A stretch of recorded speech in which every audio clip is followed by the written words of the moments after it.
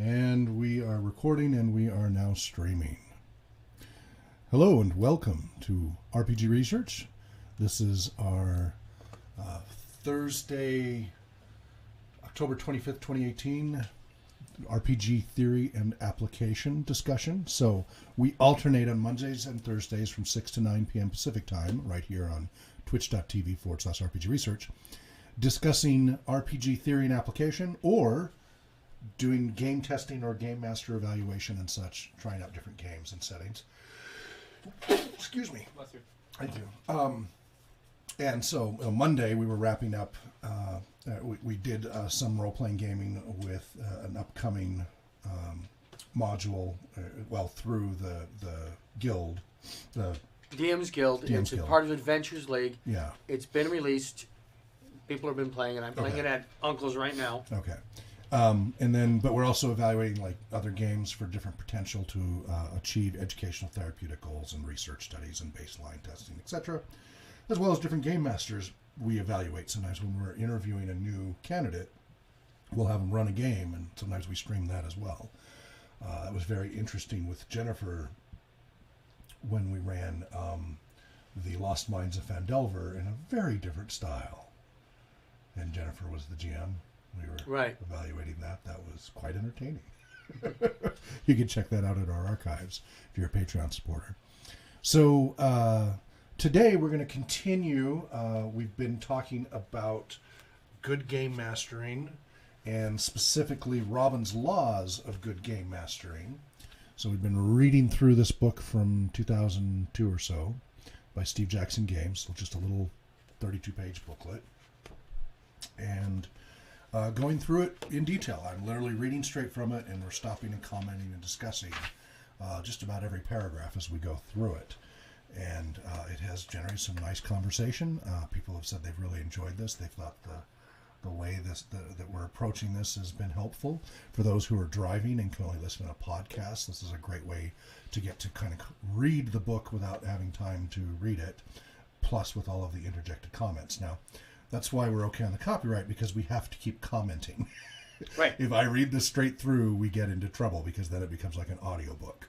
So everybody make sure, do not be afraid to interrupt me to ask a question or make a comment as you hear topics. Now, I will try to pause after every paragraph or major topic to give you a chance to do so. And that includes those of you who are watching on the stream. We'd like to be audience interactive and include everyone in the discussion.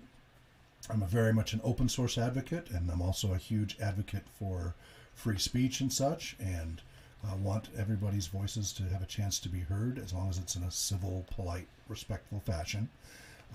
Want you to be able to discuss any of the topics. And we've been talking, so we started out with Robin's Laws, and I've been adding numbers by them. The numbers to the laws are not in the book. He just italicizes one of his laws, and I've been slowly adding numbers to them as they come up. And so, as he makes it clear, this is not a primer for people who have never GM'd. This assumes you're a role-playing gamer with some experience and that you have some GM experience and you would like to become a better game master. However, you don't have to be a game master to benefit from what's discussed in here. A lot of the topics that come up, for example, knowing your players, what motivates them, the player types, the power gamer, the butt kicker, the tactician, the specialist, the method actor, the storyteller, the casual gamer. Those are his list of player types, or archetypes, as we like to say. We have many more. We have 20 or so, give or take, player archetypes, although we need to add the casual gamer to them because we didn't have that in the list before, and I think that's a good one. I think he makes a great point with that. And that they do need to be handled differently. Now, of course, his recreational therapy background, we always have the motto of challenge by choice. And that takes into account what he talks about with the casual gamer, of not pushing them too much into the spotlight. Challenge by choice is, you want people to have opportunities to challenge themselves and grow, but you don't want to push them or bully them and cajole them into it, because then that becomes a negative experience rather than a growth experience, potentially. But if you always leave them the opportunity to take the challenge, without, and do it in an encouraging, supportive way without being too pushy, then that's okay. And so that's how you want to handle casual gamers, is give them an opportunity for more engagement, but don't over push them. As long as they're doing what they're supposed to do at their minimum in the game and they're not disruptive, let them play at the level they want to play at. Now, again, we're talking standard recreational gaming here. It gets different if you're in a performance setting or an educational setting or therapeutic setting. But in a standard recreational setting, let the casual gamer be the casual gamer because that's how they like to play. That's where they get their most enjoyment. I had a couple players this Wednesday who were being casual gamers. It's in the tavern, the Yawning Portal, where we're all playing there, and they spent the vast majority of the session watching the show, drinking, and playing with their newfound cat Marmaduke. And they were happy to do that the entire time. Every time it came around to their turn to, what would you like to do? They were, no. You need to move the microphone to where you actually are. There you go. They were happy with that, to be actually just watching the game and their own characters doing very little interaction with what else was going on. So they were happy. You bet. The other thing that I like that he commented on, and this is related to mindfulness, but becoming conscious of what you already do, and he discussed about inherent talent versus developed skill, which I think is an important point and distinction to make. A lot of people are inherently good game masters. They just kind of have a good feel for what works and what doesn't work. But if they were to try to break it down and teach it to somebody else, they really wouldn't be able to do that, except in the moment they might be able to answer a specific question. Should you do it this way or this way? Well, my experience says this. But they couldn't give you a fully constructed educational experience. Yeah, they couldn't formulate a class subject. Exactly, which I've been having to do, right? I've broken it down into 77 classes so far, and that's probably going to keep breaking down, trying to break it into smaller pieces that are as accessible as possible. And there's still fire hoses of information. But doing that process, just because you're really good at something doesn't mean you're a good teacher. And just because you're a good teacher doesn't mean you're really good at something. Having the combination of the two can be, a challenge to get. But so developing skill, you can develop talent. You're born with, if talent is a thing. So some traits we are born with are stronger than others, right? This is nature versus nurture. And so some of us are just naturally going to have a maximum speed faster than other people. We're going to have more fast twitch muscles for reflexes. We're going to have higher IQ potential. We're going to have better resistance to illness, things like that. Some of us are going to be born with all the factors that were in their environment and their genetic code and everything, just having a genetic difference. And the same thing with the dungeon master. Some of us are going to inherently be better game master potential, maximum potential and baseline than others. But I think everyone who wants to can become an adequate game master, meaning adequate that everybody's having fun. Right. Will everybody be the world's greatest GM? No, that doesn't work in any activity. Will everybody be able to make a living at it? No. Yeah. But, that'll be for the ones who are more exceptional at it. That's okay. Or, actually, let me take that back. It's not usually the people who are talented who are successful. It is usually the people who have the grit. That's what research is showing, right? And that's perseverance, whatever the term you want to use, the term of the decade. The current term they've been using is grit. Although some people really don't like that term. They think it's too much of an Old West reference and such, but that's why it works. Old white folks think. Well, true grit. John Wayne and stuff. And some people really don't like that. But anyway, research shows that it's that stick-to-itness, that being able to bounce instead of splat, that really is more than IQ, more than inherent talent, more than socioeconomic income, background, education, all those things. All of those fall by the wayside compared to grit, including, sticking to it and bouncing rather than splatting. Einstein's 1% inspiration, 99% perspiration. Not Einstein. Einstein didn't say that? Mm-mm. Who said that? Edison. 1% inspiration, 99% perspiration. Correct. Okay. Yeah. I feel a little bit better by Edison now, but still. Edison had his issues. I offer that a lot of the greatest people, so this is why I like flawed characters. You have a cat now? Is that you, Drake? Mom do this. Sheesh. Drake the cat. Dragon the cat. So that's why I like flawed characters, because my experience, having been at the executive level and did the SiliconValley.com thing and met with a lot of tech, high-end folks and such, and in other fields too, in photography and in various fields. The most of, not all, But most of the highly successful people, like the exceptionally successful, I don't mean they're very successful. I mean they stand out in their success, are also highly flawed people, like by general standards. And it's usually, if you get into their background story, it was because of their need to overcome their weaknesses that they became so exceptional in their strengths to compensate. And that's why I like flawed heroes. And that's why a lot of us like flawed heroes. Now, again, that's different culturally. Different cultures, do not like the underdog or the flawed. Everybody has different tastes culturally. It's the Superman versus Batman. Sure, that's okay. Anyway, so that's something to bring up. But trait versus skills. Skills can be developed. Traits can be developed by enhancing the skills, but some of the things you're always going to have an advantage over others, depending on if you have those basic talents built in. So part of the process of doing an assessment, we like to do. It's been a while since I've done it with. I don't think I've done it with you guys, but I need to get them printed up. I have various intake assessments to evaluate people's play style, genre preferences, game system complexity preferences, setting preferences, etc. And it assumes, it depends on the intake. So if I'm doing an intake for people who are established gamers, then it's a much shorter one that says, tell me what your favorite setting is. If you're not a gamer, it's a different one that tries to figure out what kind of setting they would like. Do you like a setting that has really intense, obvious magic? Or do you like a setting that has very low-key magic, right? High magic, low magic. Do you like something that's all science fiction setting, And it may not say exactly those terminology, but it says it in terms that tell me they like sci-fi versus fantasy. They like really overt magic versus low-key magic, like a Tolkien setting versus a D&D setting. So you get a feel for the type of setting they want. And then complexity. Do you like really complex, detailed resolution to things? Frying. Did he just start up the washing machine while we're doing a broadcast? No, that's the frying. He's frying something. Oh, he's frying something. Oh, okay. Oh, Riley, would you please close the sliding door to the laundry room? Because we don't need that. It's going to pick all that up. So, we're having a sound discipline problem. I just lost my train of thought from that. What was I? You were talking about setting preferences, low set magic, so high intake magic assessment, figuring out what your players want, what motivates them. In this case, he calls it their emotional kick.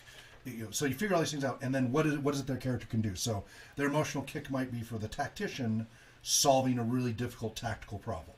For the storyteller, that the story is moving in a dramatic way, like a movie or television show. They get an emotional kick from that. That's what they want to experience. The specialist who gets a chance to use their wings of flying or whatever because they love to fly, and that's what they're living for.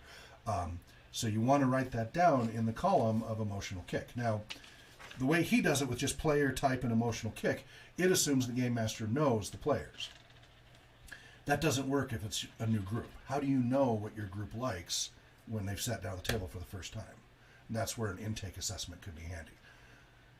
Paperwork, right? Well, we don't do it for one shots and short shots because it is a little too much paperwork for that. It works great for a little bit longer shots. Right. By the time you figured out what everybody wants, it's time to go home. Exactly. However, and I was worried about this. This is what I experimented with back in 2010 through 2012 and such, and with the RPG optimization.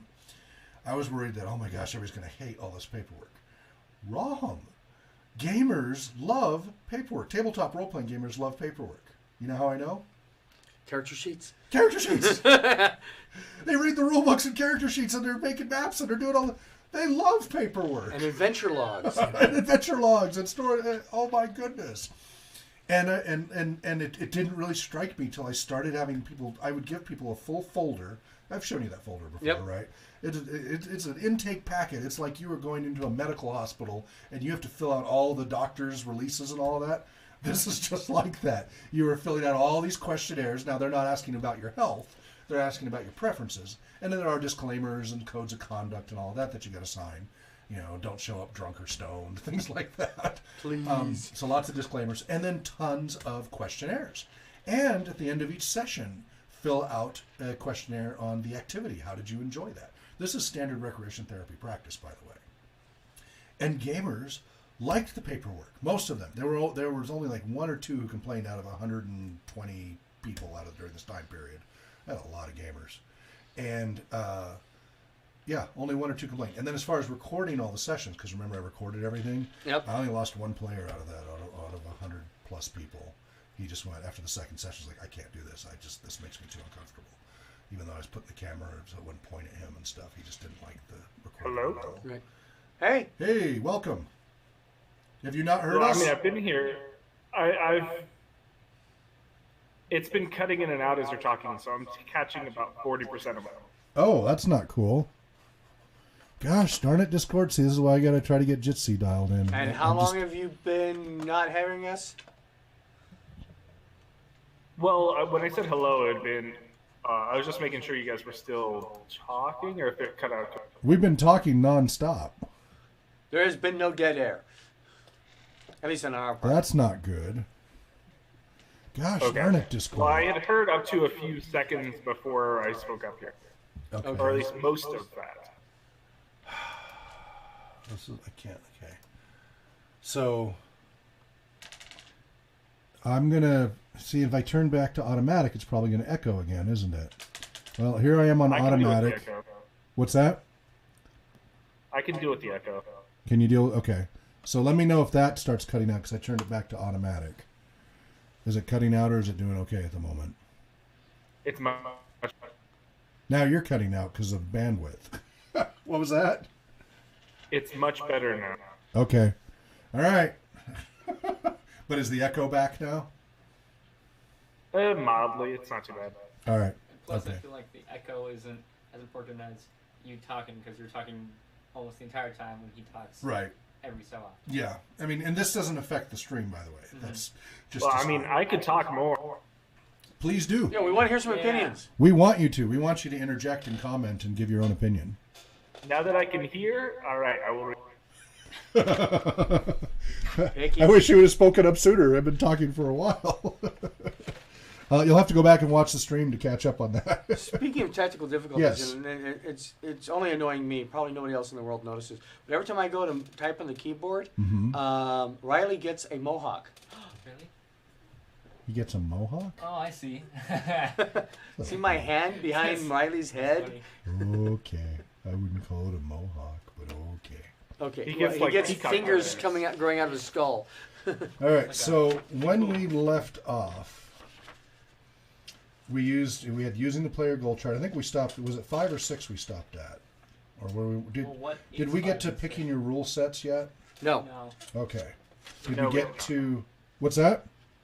So no, we're not. Okay. Did we get to using the player goal chart? No. I don't think so. I don't All right. think I think we stopped at the end of 5 or just past 5. Yeah. So I'm going to refresh a little bit by going partway through 5 forward because it refreshes on the emotional kick of each player type Got it. because then he references it. So we'll go from there. And again, I'll get to places to pause and say, what do you think? Please comment, etc. So make a quick note to yourself about what you want to talk about each time. So emotional kick, this is on page 5, second half. The types will only get you so far. Many people defy categorization. I fully agree with that. When we do archetypes, we look at traits, and then we see if they fit archetype 1 or more of archetypes.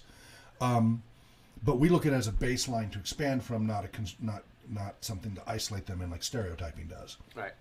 We don't constrain. We start with a baseline. And a lot of them, when you watch, especially when they're starting out, there may not be any archetype that's clearly defined. And a well-balanced player is going to have traits from all of them and none of them, right? It's not going to be extreme enough to be an issue. We're only really concerned for the player archetype specialists about the more extreme examples to really test the game master on how to deal with the extreme types. But you have to learn to be a good observer and take notes so that you can then replicate it when you play that type. So, yes, you're right. A lot of people don't fit any one archetype or fit multiple archetypes, or they're just a mixture of stuff, and that's great. As long as they're not disruptive, that's great. The archetypes are to help us do a better job delivering something to somebody who has a strong feeling about it that isn't more blended, or somebody who's disruptive, how to deal with their disruption. That's why we make that exercise. Most display traits of more than one type. All of us have our own individual quirks, which can be more important than the style category we fall into. Even so, the exercise of matching your players to the categories helps you to start thinking about what they want from the game. So this is like the benefit of mindfulness when you stop and look about your actions and your words and what you're doing. Just the exercise of doing that benefits you. When you start analyzing and noticing what your players are doing and what you're doing, just the exercise of that is going to make you a game master who has more control over your game, because you're becoming aware of these things, the social dynamics, the developmental stages they're at, the traits that they're eliciting, the emotional kicks, whatever. Just becoming aware of those things and starting to watch for them automatically raises you up a bar from those who are just going through it instinctively and don't really have an awareness of what's going on. Comments on that so far? No, I completely agree with that.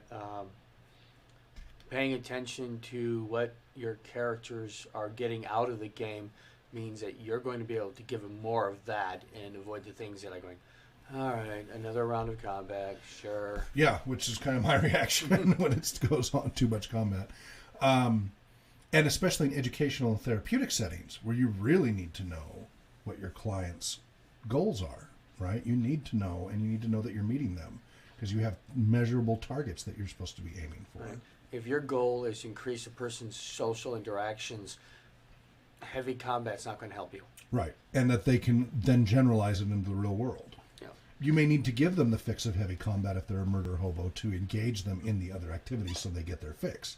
And then you've got to figure out how to integrate that, knowing that they're that type of archetype, for example. Bad guys who want to talk to you while they fight. Or setting up combat situations that require social solutions in order to win. Right. There's a big battle coming up. You need to get others to help join you in this battle, or you will definitely be crushed. Forcing them to socialize to prepare for that battle. Did a module which had a gladiator combat, and the social aspect was getting the audience on your side. Okay, yeah. Getting them to cheer you on. Sure, Right. sure. And with Worlds of Beirut, with the Heroes of the Mist campaign on Sundays from 6 to 9, a big part of the adventure that's coming up is they have to help unite all of these different disparate forces from the multiverse to try to rise up and stop what's happening. That's what the campaign ultimately turns into when they get to Genera and all of that. That's coming up here shortly. So, spoilers! Not a big surprise, so I'm not afraid to say that in general terms. And so they're going to have to social engineer many conflicting powers, some of which hate each other, to try to work together for the common good, rather than just go into turtle mode and ostrich mode. Get them instead of say, well, we can take care of ourselves. You say, no, this is the multiverse we're talking about here. If we don't unite together, it's all going down. You can't weather this one alone. It's either we succeed at this or we're all screwed. It's going to be very difficult for them to do, and they'll get a small taste of that on a more local level, and then slowly that will grow to become more multidimensional. Requires major social engineering. So that's coming up soon. Well, since our group is so combat adverse, maybe they'll be good at that part. I hope so. I hope they step up more. Or we're going to have to roll up a new group. At least new characters. Let's see. It'd be interesting to see if Donna joins and what addition what she would bring to the dynamics. It was definitely noticeable without Andy here. It was a very different dynamic with him missing. Right, yeah. Yeah, that was interesting. All right. In the next column on our worksheet, we go one step further and ask ourselves what emotion each of the players wants to experience in the course of the game. So the column goes player, then type, then emotional kick. This is the player goal chart. Power gamers generally want to feel a sense of reward. Butt kickers seek the flush of martial victory. Tacticians want to feel clever. Specialists' emotional kicks depend on the sort of characters they typically play. Ninja players like to feel sneaky and untouchable. Fairy princesses want a chance to be mystical and alluring. Players of knights want chances to feel noble and righteous. Even if you can't exactly see what draws Joe to play fish people all the time, or Janine always want to fly, it's easy enough to see what they want. Specialists want chances to play out their characters' defining traits, whatever they may be.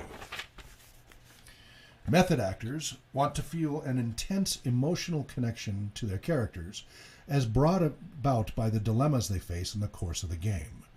They're concerned not so much with what their PCs do as why they do it. Storytellers want the overall game to move quickly and resemble a fictional narrative. If you can involve a storyteller's PC in an ongoing subplot, advancing it slightly every session, so much the better. Don't worry about the casual gamer. If they start to show greater involvement in the game, by all means, figure out what they like and give them more of it. Otherwise, let them be. Comments on that? This is certainly talking about entertainment goals, specifically for individual players, but I'm curious how you would apply this to more educational goals. Yes, and that's a whole other thing that we talk about, because there's 4 main categories I break this up into. You have your recreational goals, your entertainment goals, or your special. So when we train and certify, I train and certify people in RPG professionalism. There's 4 different tracks. So you have your recreational track, your entertainment track, your education track, and your therapeutic track. And so the simplest one, and I say simple in quotes, but the baseline is the recreational setting. You're just doing it to run a good game. You don't have an audience outside of the players that are participating in the game.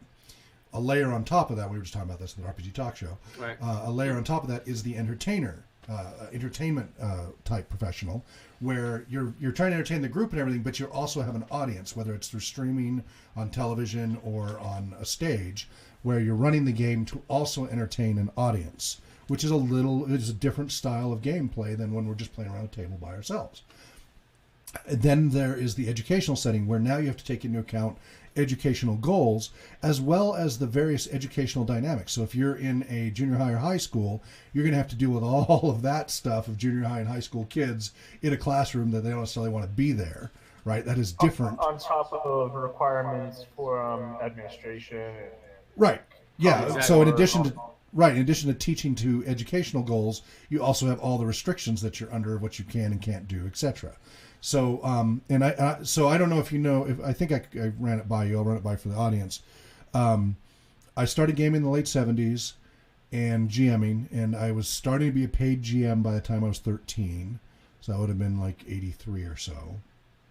And I also had written my first 8-page essay about role-playing gaming around that same time.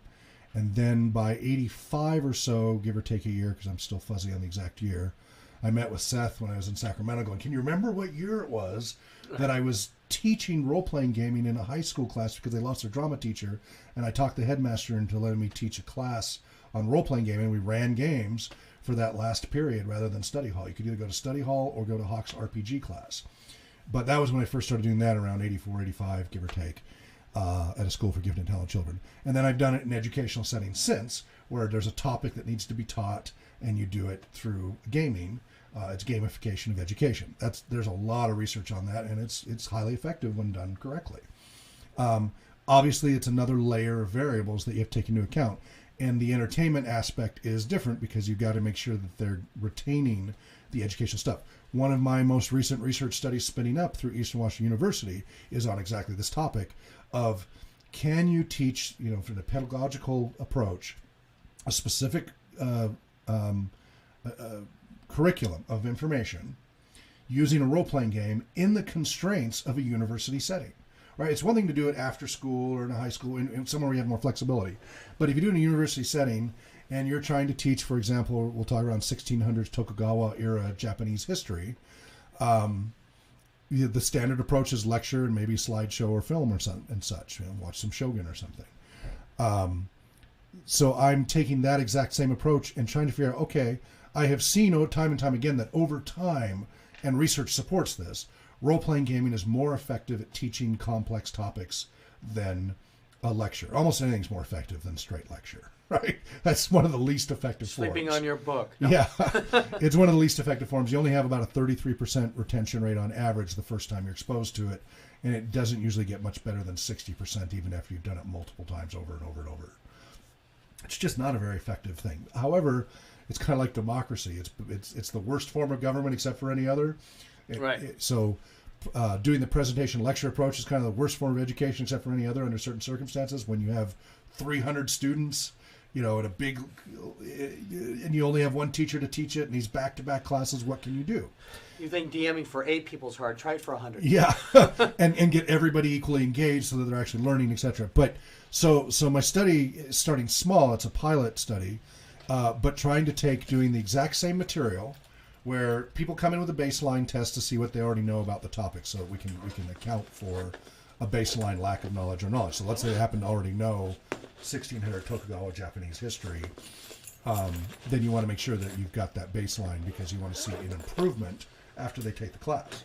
And then a random assignment, some of them are sent to the lecture, and then the others are sent to a role-playing game version, which I use Oriental Adventures First Edition. And they learn the same topics.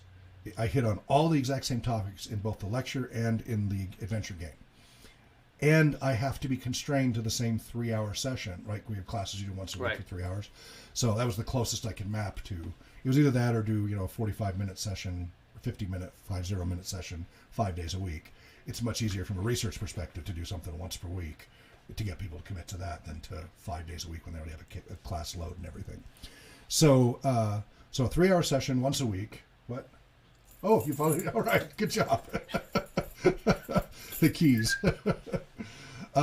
Thank you, John. So my question is, how many sessions does it take for the role-playing gaming to catch up to the lecture and then surpass it? Because I am almost certain that one gaming session versus one lecture session, and then you test them after, and this is what I'm going to be testing, the lecture session is going to win. You're just going to cover a lot more, you'll be able to cover a lot more material in a short time, and people are used to studying that certain way, and for that first session, it's going to stick well enough if you test them. I don't think it'll stick as well long term. That's the problem with lecture approach. So the testing is right after, at the end of the lecture, then take the test. Then a week or two later, take the test again. Now, let's do it one-on-one. Let's do one session of lecture, one session of role-playing gaming. Who tests better? I suspect certainly for the short-term test. So the problem with the single session is I think no matter what, the lecture's going to win. Because the first session, they're getting familiar with how to game. Right. They have to learn the rules. They're going to have to learn this whole concept, role-playing gaming, and they're going to burn out their learning quotient. Yeah, just learning how to play. They're not going to be able to absorb the pedagogical material in that first session. However, after the first session, they've got an idea how to play. As long as you keep the rule set simple, future sessions they can focus on the story. But that first session, I believe, lecture's going to win. But if you have a 10-week quarter or a 15, 16-week semester, that's not a fair comparison. So what happens now at session 2, session 3? Because what research does show is if you have a quarter of classes that are done through role-playing gaming, the role-playing gamers win hands down. They win on the short-term tests and they win on the long-term tests. You can test them a year later and they have better retention than the lecture people. That shows efficacy of a modality that is far superior, right? But how many sessions do you have to have for that to go into effect, right? Is it the third session? Is it the 6th? Is it the 10th? When do they catch up to the lecture material? And how much can you really cram in if you've got, because there's only so much you can cram into the storyline without it being too much, like we were just talking about with Doctor Who, the RPG talk show, without being too much just exposition and preaching and not really being an involved learning process, which is why role-playing gaming works better. So figuring out those thresholds. So that's what that study's about that I've been slowly ramping up through EWU. What is the school in Sweden or Denmark? Osterkov Efterskole in Denmark. Right. And Osterkov Efterskole. They do it through LARP. Right, they do it through LARP, but it for is 2 years. Prolonged role-playing. How do they compare on their final test, their QEDs? Very competitive. Equal to or superior. Oh, yeah. And that's what I say. The long-term studies show... Yes. Did you ever get a chance to look into teaching with D&D? I didn't get to delve into the website. Yeah, I didn't get to delve into it more than when I had the time before. I don't remember off the top of my head, but they were also reporting like higher retention, definitely, especially in like the problem students that they were. Yeah, it's teachingwithdnd.com. Teaching with D, N as in Nancy, D.com. And I believe that's the correct site, right? I believe so. Okay. And it's got resources, classroom examples, forum. Yeah, I really do want to follow up on that. I really need to. But in the educational sector, there's a fair amount of research supporting the value of using role-playing games and how effective it is. That's decades of material. It's the therapeutic side that is kind of lacking. So the reason that I brought this up with in regards to Robin's laws is on this player goal chart, it might, if you're going for education and therapy goals, right, it might be better to add another column here. Wait, no, and in our previous session, which you missed, there's many, like we do it with many more columns. This is just his 3. I have, as I said, we have robust intake assessments when it's for other types of settings, and we have even my recreational stuff, right? The roster chart, right, that I've tried to train the game masters here to use. Our roster charts are much more complicated than that. In addition to having all the character highlight stats, there is notes about the character's background and the player's interests and things like that. And then we, as game masters at Spark Central Community Centers, try to take notes on what's happening with the player. We observe behaviors and things like that to keep notes, because we're supposed to be writing little journal entries after each session. I've been relying on him. I'll be lazy, and I was using my observer. Yes. But that's part of being a recreation therapist, is you have to observe while doing the activity, and then you have to summarize all your notes quickly. Soapier. Yep. APID and Soapier, for those who've been following the other training, for note taking and everything. So yes, we definitely, there's a lot more columns. And I agree with you. If you go in any specialty area, you're going to add more columns specific to your targeted goals there. So I agree. Yeah, definitely. When was this written again? 2002. Yeah. So this wasn't a consideration for the author at the time. Right. Well, I don't think he gets into any of that. It wasn't his audience. Right. And this is and he makes it clear too. This is a very small, minimal baseline, 28 or 32 pages. Yeah, this is really coming at it from a recreational point of view. So. Right. Yes, but it is great to bring up those comments, and I thank you very much for that, because that's what we want to interject, is all these other topics. This triggers great conversation, and that's why we're doing it this way. And again, you audience members are watching, please feel free to comment. I am watching the chat room, so if you have comments and questions, feel free, and we'll interject. And if you watch the record, yes. Another thing that I was wondering is how much of role-playing games in the long term have a better retention rate. Yeah. How much of that is from the role-playing games compared to just being a smaller, more personal group? Right. Well, but they've done that. They've controlled for that in some studies. Other studies haven't, but they've controlled for that where they have just done the lecture or other activities, even using different activities. So those are different control groups, right? You're trying to figure out the confounds here. And they still found similar results with an advantage for the role-playing gaming. And then we theorize about it's because of the immersion, the identity. I mean, I've got my whole paper. Brandon, have you read my paper about the neuro psychology of learning and role-playing gaming? I have not, no. Okay. Let's see here. I think it'll show up on Google. Yes, if you just type in neuropsychology of learning RPG, you'll find it on researchgate.net, scholar.google, and of course our website as well, as a PDF. And this is an early draft piece I did in class. I wrote it off the top of my head. This was not, it was an in-class topic. We had to write on something that we were interested in. Right. And I wrote this off the top of my head, and then I went back and tried to backfill it. So it's not my best work, but it hits on all the important topics.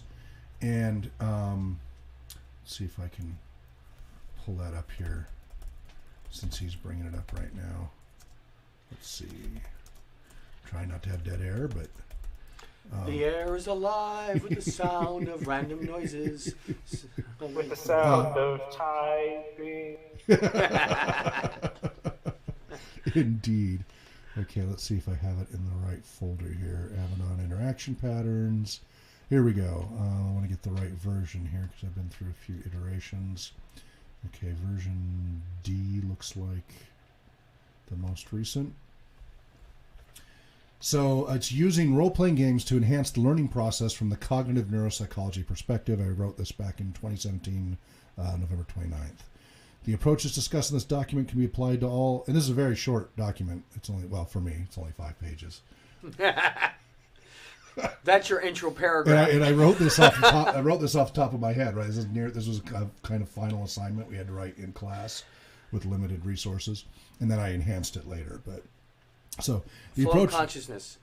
a little better than that, but yeah. The approaches discussed in this document can be applied to all RPG formats in various ways, with different strengths and weaknesses presenting in each format.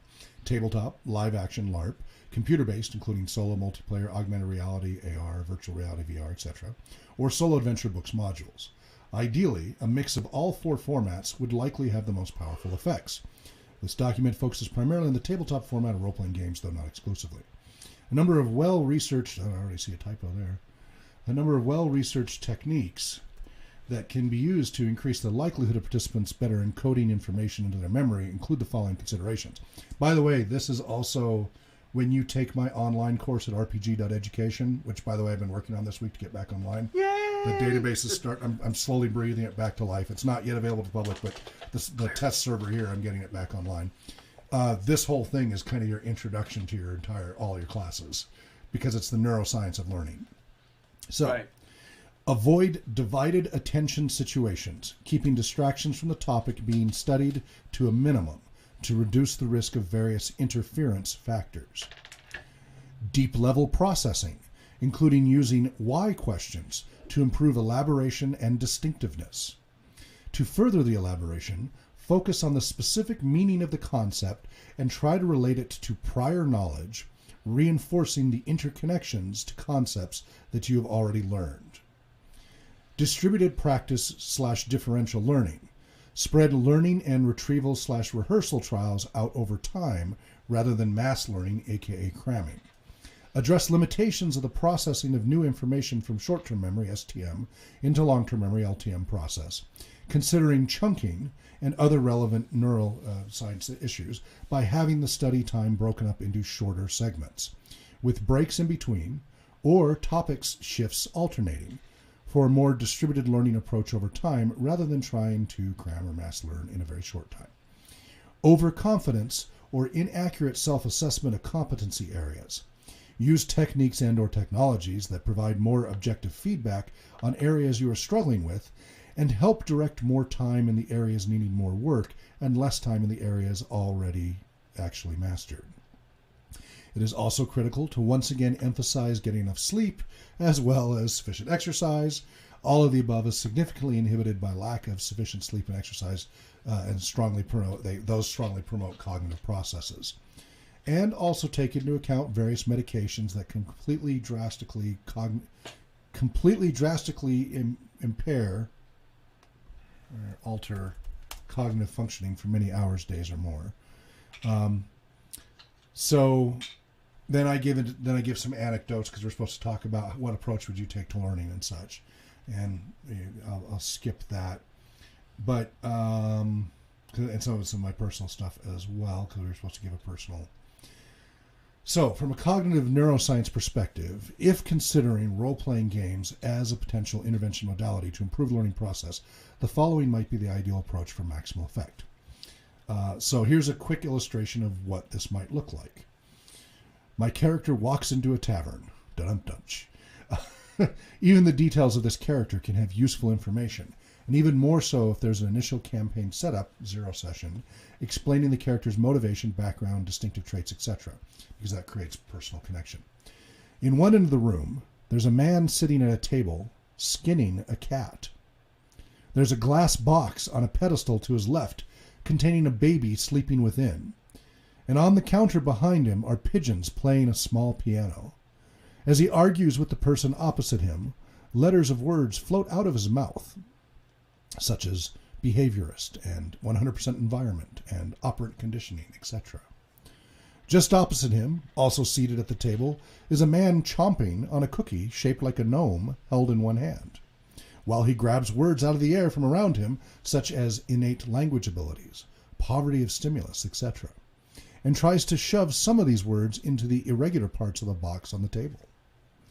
On the table between the two arguing men, there's a large, solid gray box in the shape of a human brain. The box has some irregularities in it where some key language development should have taken place, gaps of nothingness in the box. There are also sounds emanating from within the box of the child growling and only using occasional simple words, food, potty, etc. While they ignore the pleas of the child in the box, the two men keep arguing with each other, words floating out of their mouths. Some of the simplest words from I gave it away in here, but some of the simplest words from Skinner just float into the brain box, regardless of the part of the brain they enter. But the vast majority then float out the bottom, piling up on the floor under the table.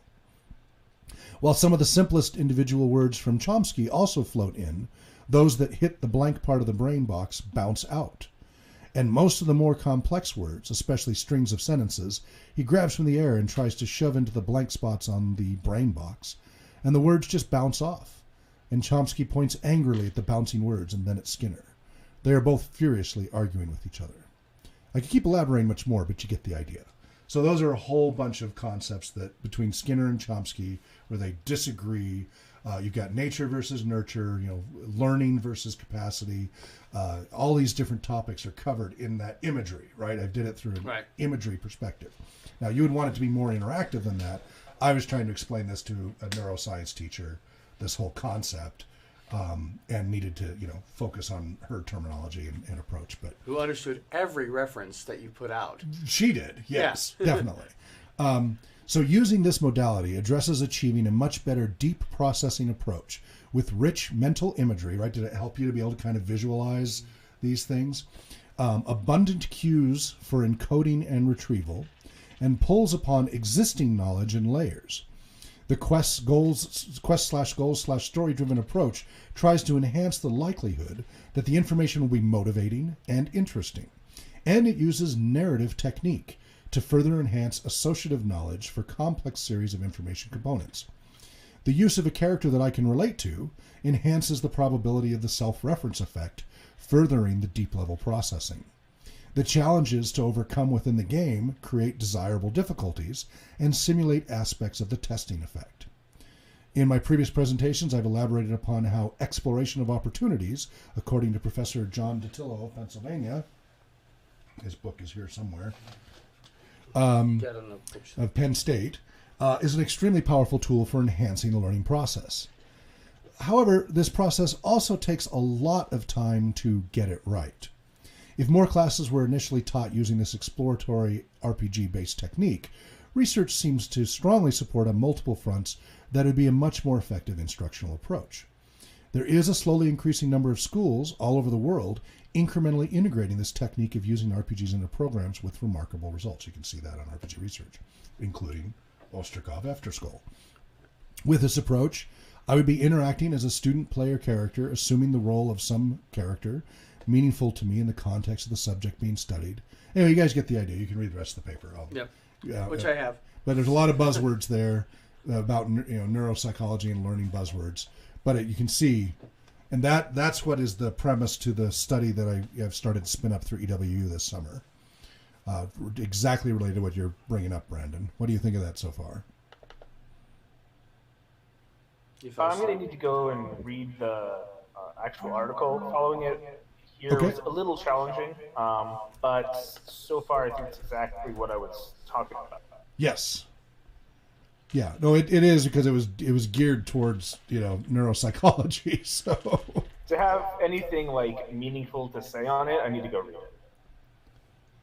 Of course, I totally understand. I'm going to go ahead and post that link here. Oh, it's not there. There's a placeholder for it, but I don't have it uploaded on our website. Okay, so just Google it. Just neuropsychology, learning, and an RPG, and you'll find it publicly. All right. So, but yeah, I've thought a little bit about that topic, Brandon. Well, you've entertained it once or twice.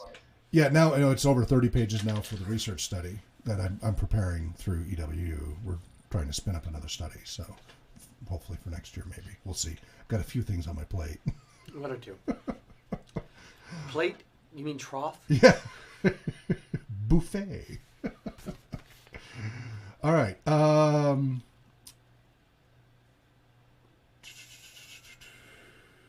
Okay, so using the player goal chart, so we talked about that. The player goal chart serves as a big fat reminder of our purpose as GMs. It shows us at a glance the various desires we'll need to knit together to make our games as entertaining as possible for the entire group. Use it when creating, preparing, or improvising scenarios. When creating adventures, you can either use the chart as the starting point for your plot line, or use it to check your work after you've completed your initial set of notes. So that's certainly a handy little, quick little checklist to just remind yourself. There it is. Just guys keep an eye on the chat room there. To create an adventure around the chart, invent a scene for each player that delivers the emotional kick you think they are looking for. Give the power gamer a chance to earn a big reward. Add enemies the butt kicker will enjoy vanquishing. If you have a tactician in the group, make sure there's a suitable problem for them to tackle, whether it's the storming of a fortress or the defense of a space station. For each specialist, see to it that the adventure contains an opportunity to spotlight the defining cool thing that their characters do. The ninja gets to infiltrate. The card sharp gets to overcome an obstacle with their mastery of gambling. Provide the method actor with a meaty choice to thrash over. Find a way to advance the continuing story of the storyteller's PC. And as always, avoid pressuring the casual gamer. You may be preparing to run a pre-existing adventure, either of your own creation or one written by somebody else. To personalize it, to your campaign, grab your player goal chart and see if it has the elements you need to appeal to your group. If not, alter existing scenes or add new ones until you've gotten the right mix. It's possible you find the scenario too hard to adapt to your group's collective taste. If so, the chart has served as an early warning sign, preventing you from running a disastrous session with an unsuitable adventure. So that's a very handy little thing to keep that in mind. Again, this is assuming you know your players in advance. Getting to know new players. Obviously, the system breaks down utterly in the case of players new to your group. However, by looking at a new player's character sheet, you can make some educated guesses about their style. If they've chosen the most notoriously effective combination of abilities for your chosen rule system offers, you probably have a power gamer on your hands. A simple off-the-rack fighter character probably indicates the presence of a butt kicker. Tacticians are harder to spot, though they often like to create characters with military, police, or intelligence backgrounds. The specialist may give themselves away by choosing a particular well-loved character type like the aforementioned ninja. New players who greet you with several pages of detailed character biography may be method actors or storytellers. If the tale is one of the psychological trauma that shaped the PC into the tormented individual they are today, we're probably talking method actor. If it's a narrative laden with plot hooks for your use, your group has just acquired a new storyteller. A new player who hasn't brought a character sheet, but used one prepared by the friend who brought them, is likely a casual gamer. Still, first impressions can be deceiving. You don't want to assume too much. If the new player is joining an existing group, just carry on as you were before, allowing them to insert themselves into the proceedings and display their style. On those rare occasions when you get together with an entirely new group, assume you'll get a mix of player types. It won't take long before you see which elements of your adventure they respond to and which they ignore. Again, the characters they choose to create can reveal much of their tastes and expectations. For one-shot convention runs, where you'll likely hand out pre-generated characters, you can get a sense for participant styles by allowing them to choose between PCs you've cleverly keyed to appeal to the various player types. It's always a good assumption that you'll get a mix of types at any convention run, though the game you're running will skew the sample. Many games are popular precisely because they strongly appeal to a particular taste group. Expect power gamers to flock to your Rifts game, method actors to come for Vampire the Masquerade, and tacticians to sign up for GURPS. I find that true. Thoughts and comments? I'd say that knowing your player types is, especially with like pickup groups or groups at a convention or adventurers league or something, picking up on those adventure types is super important. Mm-hmm. So I've had games where there's been several different types of players who clash super bad and it brings the entire game down. Oh yeah. Yep. And that's and, like, why storytellers are not particularly going to want to be playing with like power gamers because, in my experience, they can really butt heads depending on how the DM is able to like balance those two aspects. Yes, and so in an ideal world, you can get all of them to play together by juggling between all of them, but we know that's very difficult to do. It's much easier if you have a bunch of like-minded players within a narrow range. So you have a bunch of storytellers and method actors and such in one group, and a bunch of butt kickers, tacticians, and power gamers in another group. They're going to get along better working collaboratively. However, you as a GM, if you like all the variety, you're going to get potentially bored with any of those groups individually. So if you can, because they all have complementary skills. So if it is possible, just like you have complementary player characters, having different player types, if you can get them to work together and make an adventure that hits on all cylinders for all the different types, then you've really got some magic going, and it's awesome when you can pull that off. But it is difficult. It's a lot of work. I'd say you need to be aware of the power dynamics at the table as well. Oh yeah. And for example, I went to an Adventurers League game, and I made a character that I kind of wanted to like do more storytelling sort of with. I just wanted to do some light roleplay. But there was another person there who was very clearly a munchkin power gamer. And he had made his friend's casual gamer's character and was basically playing both of them. And the table kind of split between him and I, both wanting to do different things. Mm-hmm. And the DM was not really doing a good job of mitigating these two kind of like power sides of the table. Yeah, and that's the facilitation part of being a good game master, and that's a challenge of making very different egos and personalities and interests work collaboratively. It's a challenge. In hindsight, I can see what was going on. At the time, I was just real mad. Right. Right, but now having that awareness, if it were to come up again for you in the future, you go, oh, I see what's going on here. Okay, what can we do to start to address this? And maybe have an open conversation about like, hey, clearly you want to play this style, and I get it. I really want to play this style. Could we find some happy medium or alternating back and forth that we can work collaboratively, to make this work? If you can have that conversation, you can really, or even just setting aside and talking to the game master, saying, hey, not making it a Gene Roddenberry situation, with Star Trek, where everybody wanted to be on screen more, and he had to go around and babysit all of his all the actors, right, arguing over who gets more screen time or not.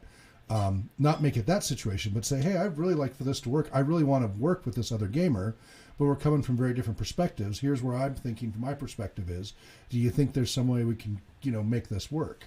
So there's multiple ways to address it once you're aware of it. But first, you got to have the awareness. And most gamers who play don't do this analysis. So that's why these sessions should help with that. What do you So think? I would say that relies on a DM or a table. What was that? Sorry, Abby, my girlfriend, is watching the video next to me and a little engrossed in it. Okay, I was saying you need to have people at the table or the DM who is receptive to those kinds of conversations. Yes, of course. And that's not always the case. And again, that's why this is about good game mastering, that you have a better game master. Yeah, as a player, you're limited in what you can do with the game master. You can find another table. Really, that's Yep. about it. If the group's not receptive, that's really your only recourse. Yeah, if the player opposite you is not receptive and the game master's not receptive, find another table. That's correct. Find another group. As a player, that's about your power.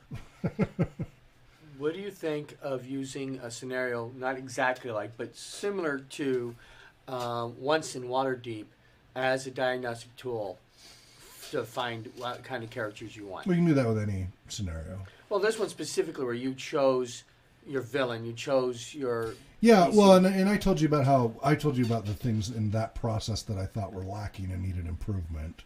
In fact, is that written on the post-it there? I can't remember if that's the one I wrote on. Use random. No, maybe it's the other one under the pencil. I don't know. Ad-libs. Oh, fill in the ad-libs. Right. So, Yeah, because I thought the way it was done was problematic. So using an ad-libs to fill in the blanks from each of them, that would tell you a lot about their psyche. I can also see doing some work as the DM as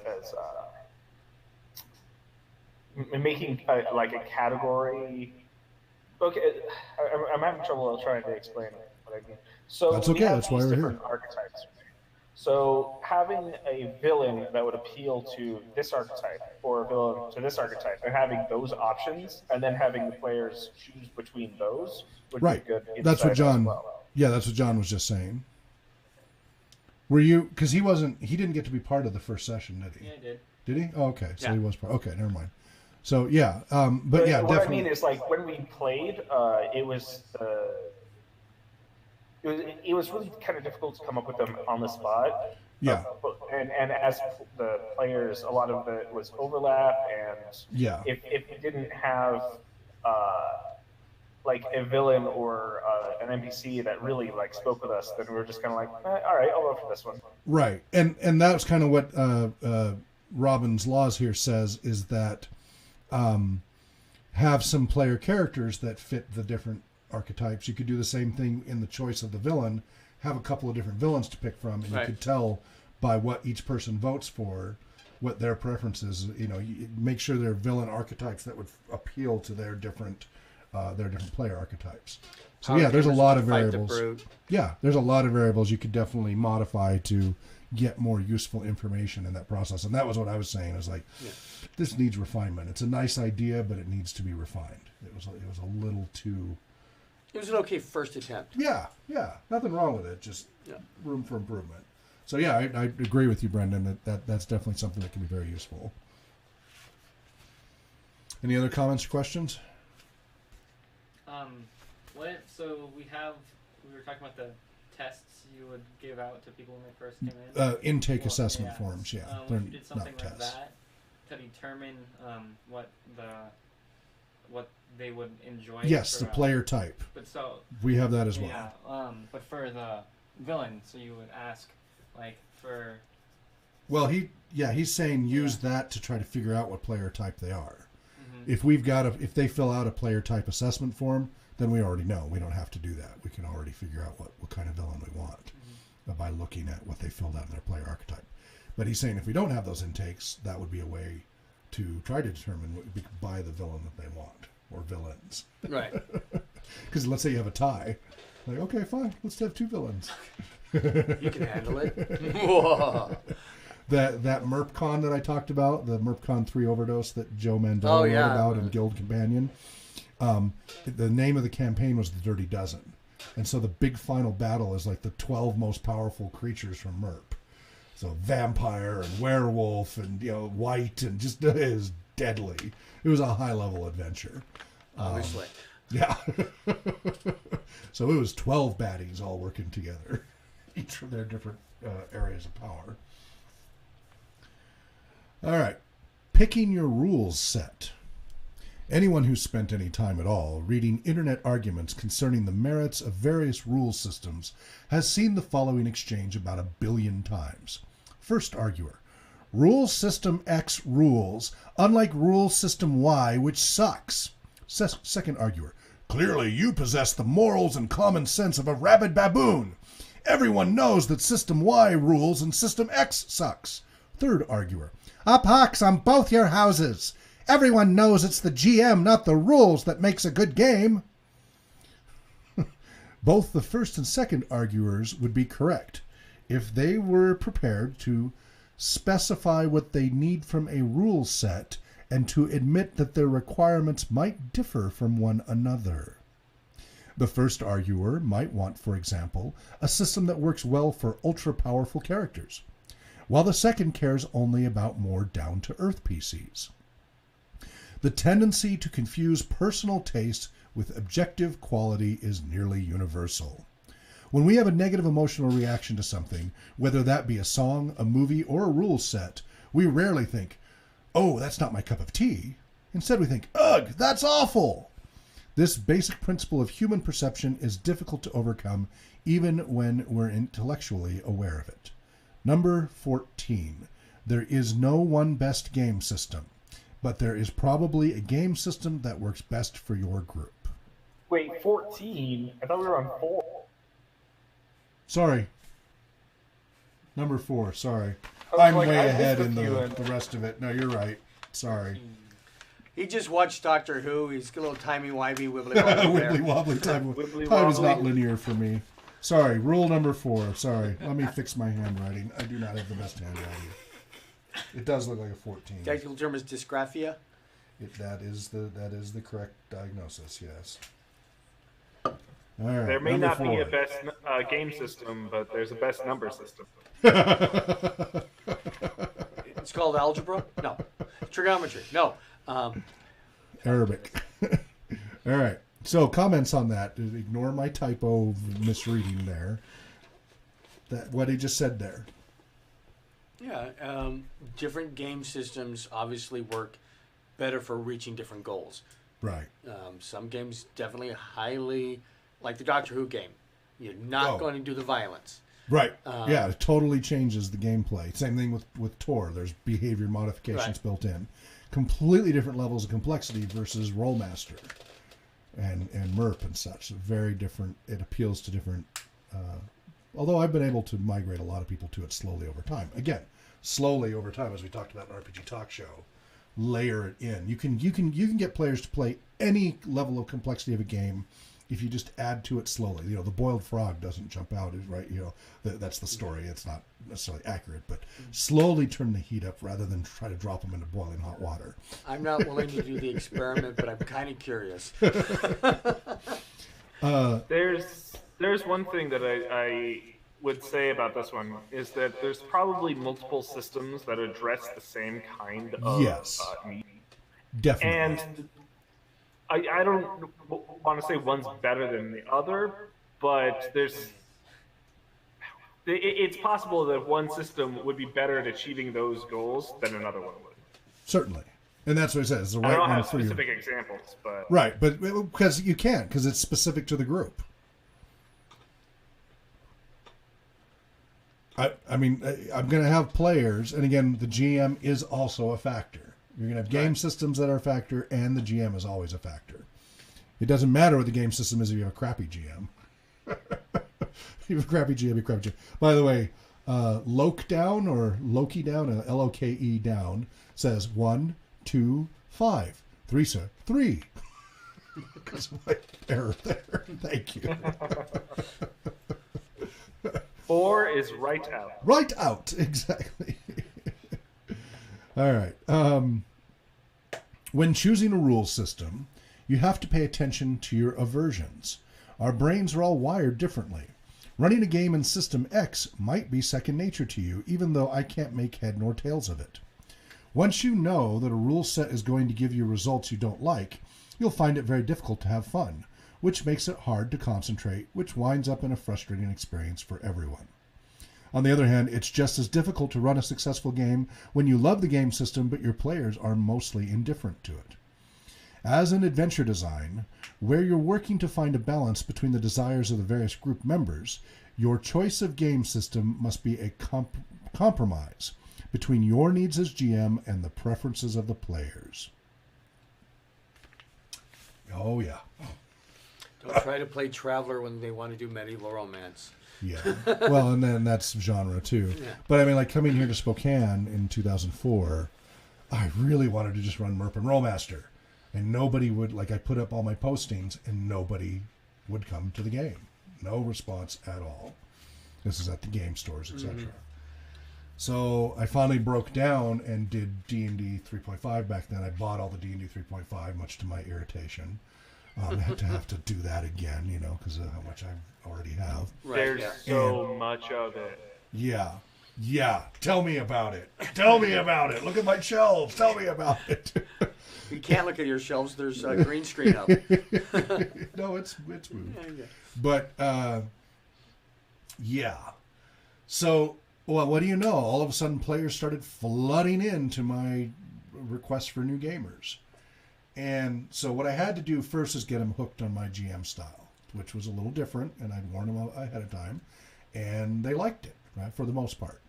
So then I had a couple of groups growing that way. And then I said, hey, how would you guys like to play in a Tolkien setting? I'm like, oh, that's different. Can you really do that? There's always an argument. So there used to be an argument that you couldn't do a role-playing game in a well-established, detailed setting. They used to say that. You could not role-play in Middle-earth and such because it's too detailed and there's too much there. What would you play? If you, you know, and I'm like, quite the opposite. Look at Greyhawk, which details, you know, the campaign setting, but you have all this room to work with. That has since been disproven, but a lot of people made that argument. So, and then, you know, since then that has changed. So I created a D20, which was an adaptation of D20 to Middle-earth. So I took a lot of the MERP stuff. I took it from several other projects that were trying to do it, and created a D20 version of Middle-earth role-playing, you know, that fit 3.5. And that's available on earpg.com, by the way, if anybody wants to download the versions of it. And it adapts first edition D&D as well as third edition. And then I was starting on fifth edition adaptation. I never bothered with fourth. And Nobody blames you. I was starting on fifth edition adaptation, which wasn't too difficult. It's simpler than third edition. But then they came out with Adventures of Middle-earth, which is Tor modified to fifth edition. So there's no need to create a fifth edition. So I've left it out there for third edition players and stuff who want to play it. You know, it has all the different character classes, and it has magic rule modifications and herbs and all that stuff. It's all taken from MERP and other sources that I liked a lot. But anyway, that became very popular. My gamers really liked playing in the Tolkien setting with D&D, my special version of D&D. It used the core rules, but then had these differences of the classes and the magic and such. Few people did not like what I do to magic, right? Because it's Tolkien, so it's lower level magic. But then, because they liked the setting and they liked my GMing, I got them to try MERP. And then they really liked the gritty combat, which I had incorporated some of the combat stuff into my D20, some of the crits and stuff. And they liked the crits. They liked the detail of it. And they're like, well, if you like that, try MERP. So then they got into MERP and like, oh, that's a lot of fun. I like that, but it needs a little more detail. They're like, well, I'm glad you asked. Here's Rollmaster merged with MERP. So Rollmaster MERP hybrid. That is all the detail you could ever wish for. And they loved it. But I had to very slowly increment them over about a year or two period to get them to love MERP Rollmaster. Every single one of them. I was actually doing just the opposite. Slowly getting people away from more details and more into the RPG, actual role-playing. But see, that's the misconception people have about Rollmaster and stuff. Because you know me, I'm huge on ROLE playing. Yeah. The deadliness of Rollmaster forces them to role-play more rather than choose combat first. They change their play style to try to solve the problems through roleplay rather than with sword and spell. When you know your character is going to get hurt in this Maimed. fight. Yes, maiming, permanent maiming. And it's going to be very detailed. You're much less likely to choose combat. You're much more likely to try to find a more creative solution. I actually find maiming more dissuasive of combat than death. Yes, because killing people feel helpless. They get frustrated and they might take it personally, and it's final, right? And the lessons that they needed to learn that led, like usually it's a lot of things led up to that death, and it was too many steps away. You know, with learning, with behavior modification, you want the consequence to be as close as possible to the action. You want, cause and effect to be as closely paired as possible. Immediate feedback. Yes, immediate feedback as close as possible. And as you get older, you're able to separate those further and further apart in time as we get older. The younger you are, the closer they need to be. And then you get to like animals and stuff where it really has to be very close. And it has to be in the right order too. You can't reverse the order as effectively as what research shows. So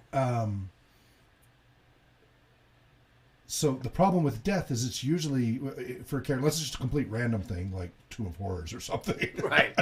You walk in the room. You're dead. Yeah. What happened? I can't tell you. Why not? You might want to go in that room again.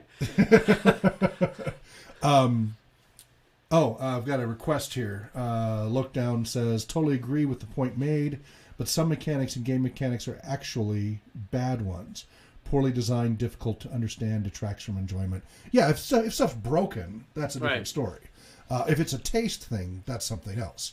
But yeah, in the context, so it's just like internal logic of a campaign world or internal logic of a game system, it's got to be consistent within its own sphere. If it's inconsistent and broken internally, then yeah, you've got problems. So totally agree. Lockdown says, could you provide a link or type the name of that Middle-earth adaptation you just mentioned? You have a moment, please. So the one I did, if that's what you're asking for, assuming the website's up, I have to see if it is because the way GoDaddy has been, is ARRPG. That's for 3rd edition and 1st edition. And then the one that's published through Cubicle 7 is Adventures in Middle-earth, which is, we call AIM, from Cubicle 7. I don't have the URL handy right now, but it's easy to find. And so if you like D20 and you like 5th edition, go with AIM. It's really good. We use it all the time now in our programs, and it's excellent. It's from Tor. So Tor came first, the One Ring role-playing game for Cubicle 7. And they did a very good job with the Tolkien feel. The feeling is beautiful. They don't address magic. They just avoid the whole magic thing in both Tor and AIM. Yep. And yet they still make it work. There's magical things and stuff, but you have no spell casting.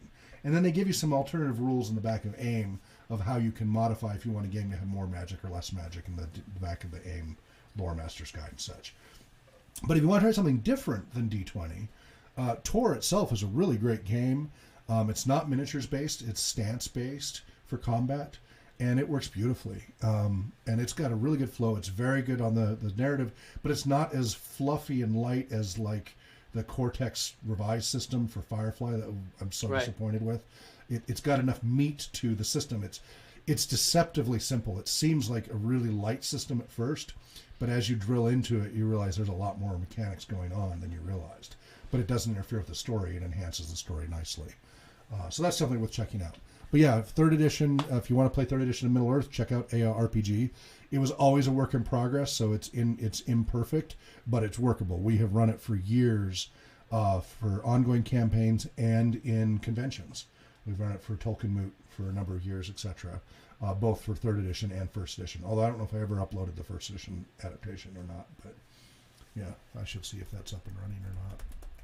If it's not up and running, I'll have to fix it. Oh, it redirected to RPG Organization. All right, I will fix that redirect.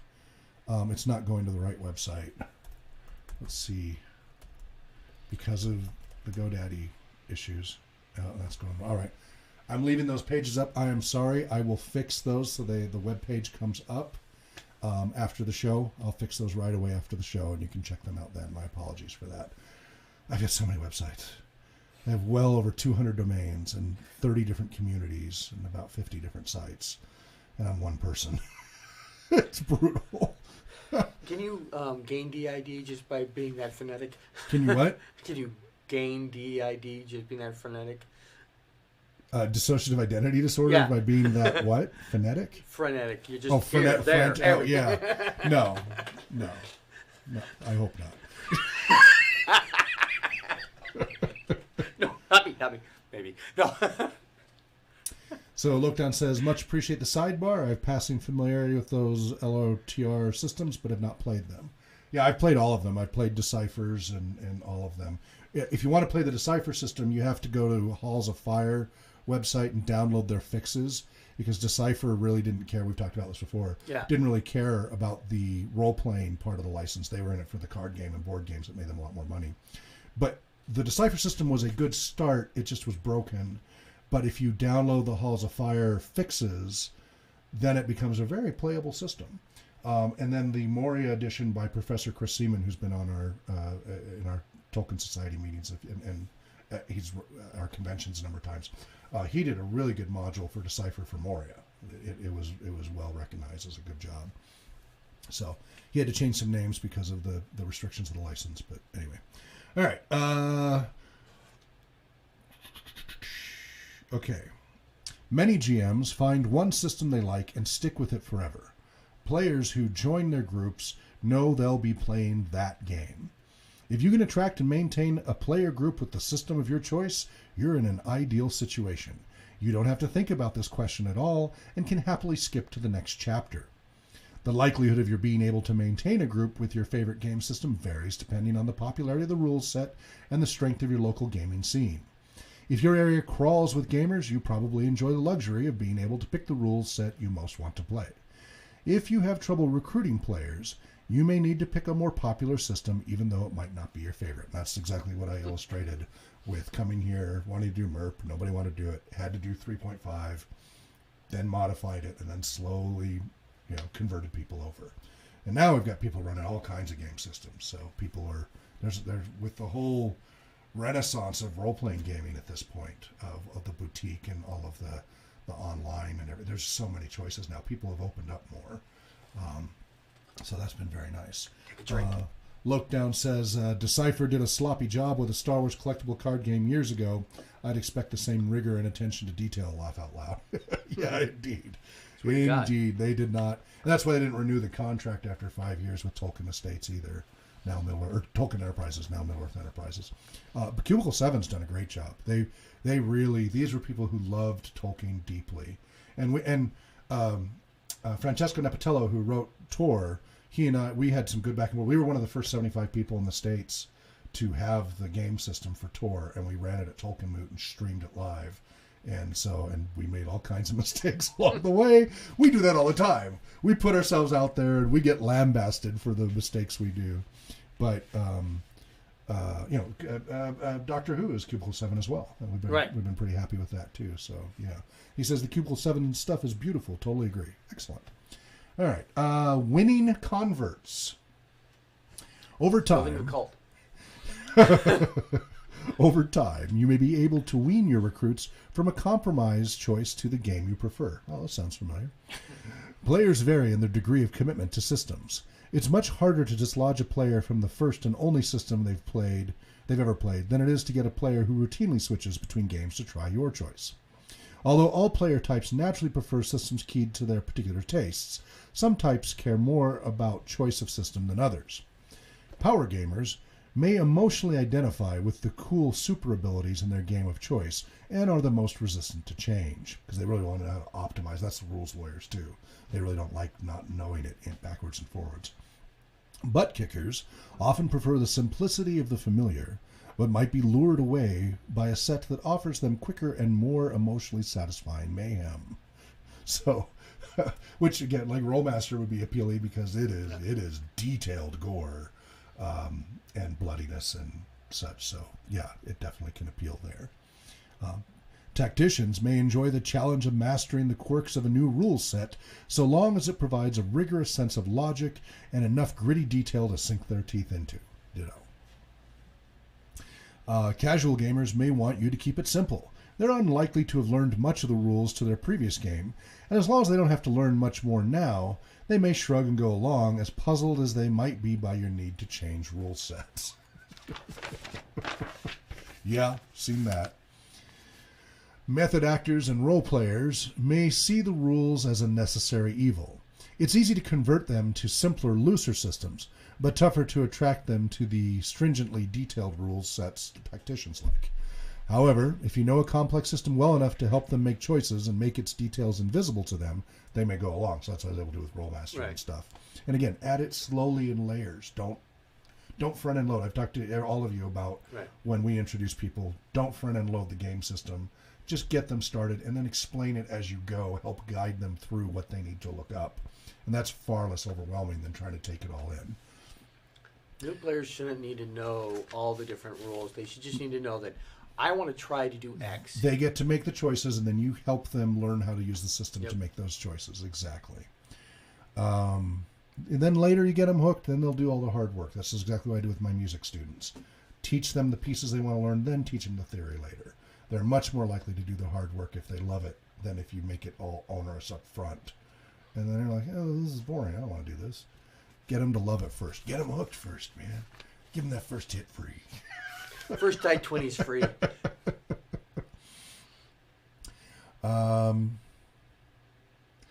The rules tastes of method actors and storytellers sometimes diverge, though.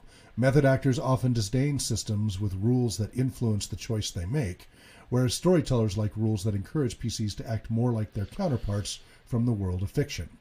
Some purist method actors shrink away from rules that determine the progress of persuasion attempts and other character interactions, arguing that these should simply be acted out. You might argue that, just as players untrained in combat get to use dice so vicariously experience victory on the battlefield, those who aren't naturally persuasive should get to do the same in social situations. But in doing so, you're arguing against the thing that attracts the method actor to role-playing games in the first place.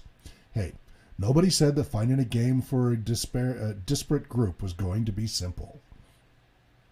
All else being equal, it may be easier to get a group to check out a newly released rules set than one that's been out for a while. Members of an experienced group may well already harbor preconceived notions about any well-established game. While those opinions are as likely to be positive as negative, the naysayers always hold the balance of power in a situation like this. A new release seems exciting and fresh, and, if you run an entertaining game, you can overcome objections your players might otherwise have to its details. Negative preconceptions of established games may be utterly unfounded, the result of an experience with a weak GM or mismatched player group. That offers little consolation if a player has concluded that the game itself was at fault. The drawback of trying a new game is that you may discover that you yourself don't like it, or that it isn't as good a match for your player group as you initially thought, because you don't know. It's a new system. And that's why we evaluate all these games all the time, trying to find and share with others the ins and outs of these different games to see what works and what doesn't work, and where it'll work differently. Like, for this group it'll work, but not for this group. Exactly the same thing. And so people can watch it, and even if we don't care for it, if they watch what we play through, they might go, oh, I like what I saw there. I'm interested. I might want to go try that. Brandon, do you have any comments? Sorry, I had to step away for a bit. I just came back. So No just problem. continue. I missed that bit. Okay. Oh, well. What is your favorite game system? Well, the one I'm most familiar with is Dungeons and Dragons. So by default, What edition? I've tried Vampire a little bit. It's pretty fun. I tried Steampunk 2020, which was it's a style of game that didn't quite speak to me so much. I'm going to try the newer, updated version when that comes out. Steampunk 2020. You know, that's one we haven't done. We should probably add that to the pile. It's very thematic, but in my opinion, the mechanics are a bit outdated. Outdated? Yeah, it has a lot, from my perspective, in common with older versions of D&D, which is stuff that I didn't really get that into. I started in 3.5, so... Okay. It tracks like a whole bunch of stuff on you, and like it seemed a little over encumbered. So you like a lighter rule set? Generally, yeah. Okay. So that's the key thing, is his preference for system style is a lighter rule set. Or at least the things that I've played the most generally have lighter playsets. Right. Well, that has been a recent trend. Yeah, the last 10, 15 years has been a trend towards lighter rule sets, and people are mistakenly conflating that with old versus new. And really what it is light rule set versus heavier rule set. And people are, because there's lots of light rule sets from the past. For example, original Dungeons and Dragons is a super light rule set. You only need a D20 and a D6. The original Dungeons and Dragons. Did you know that? I guess part of what I mean is it's set in 2020. It was made in the 80s. Oh, you're talking Cyberpunk. And so are you talking Cyberpunk, not yeah, Steampunk? Cyberpunk is what I'm talking about. When I mean it's out, like it's a bit outdated. It's the 80s idea of what 2020 would be, and it's very different. Okay. Yeah, Okay. Well, yeah, that book was published in 1990. So, yeah. Yeah, when you get, I mean, that's like Twilight 2000, which we're going to be running here next Thursday. Yeah, if Drake's supposed to pick Drake's it up supposed to run that, yeah. And if he doesn't. That's next. Oh, that's the Monday. Thursday. Oh, Monday. 2 Mondays. Okay, because we got to wrap up more of your campaign. No, because we have the Halloween, the one that What? Brandon might be running. Oh, Brandon, that's right. You're the gonna, one shot, the you're one gonna- page. Are you up? Page one Are you up for running that one page next Thursday, Brandon?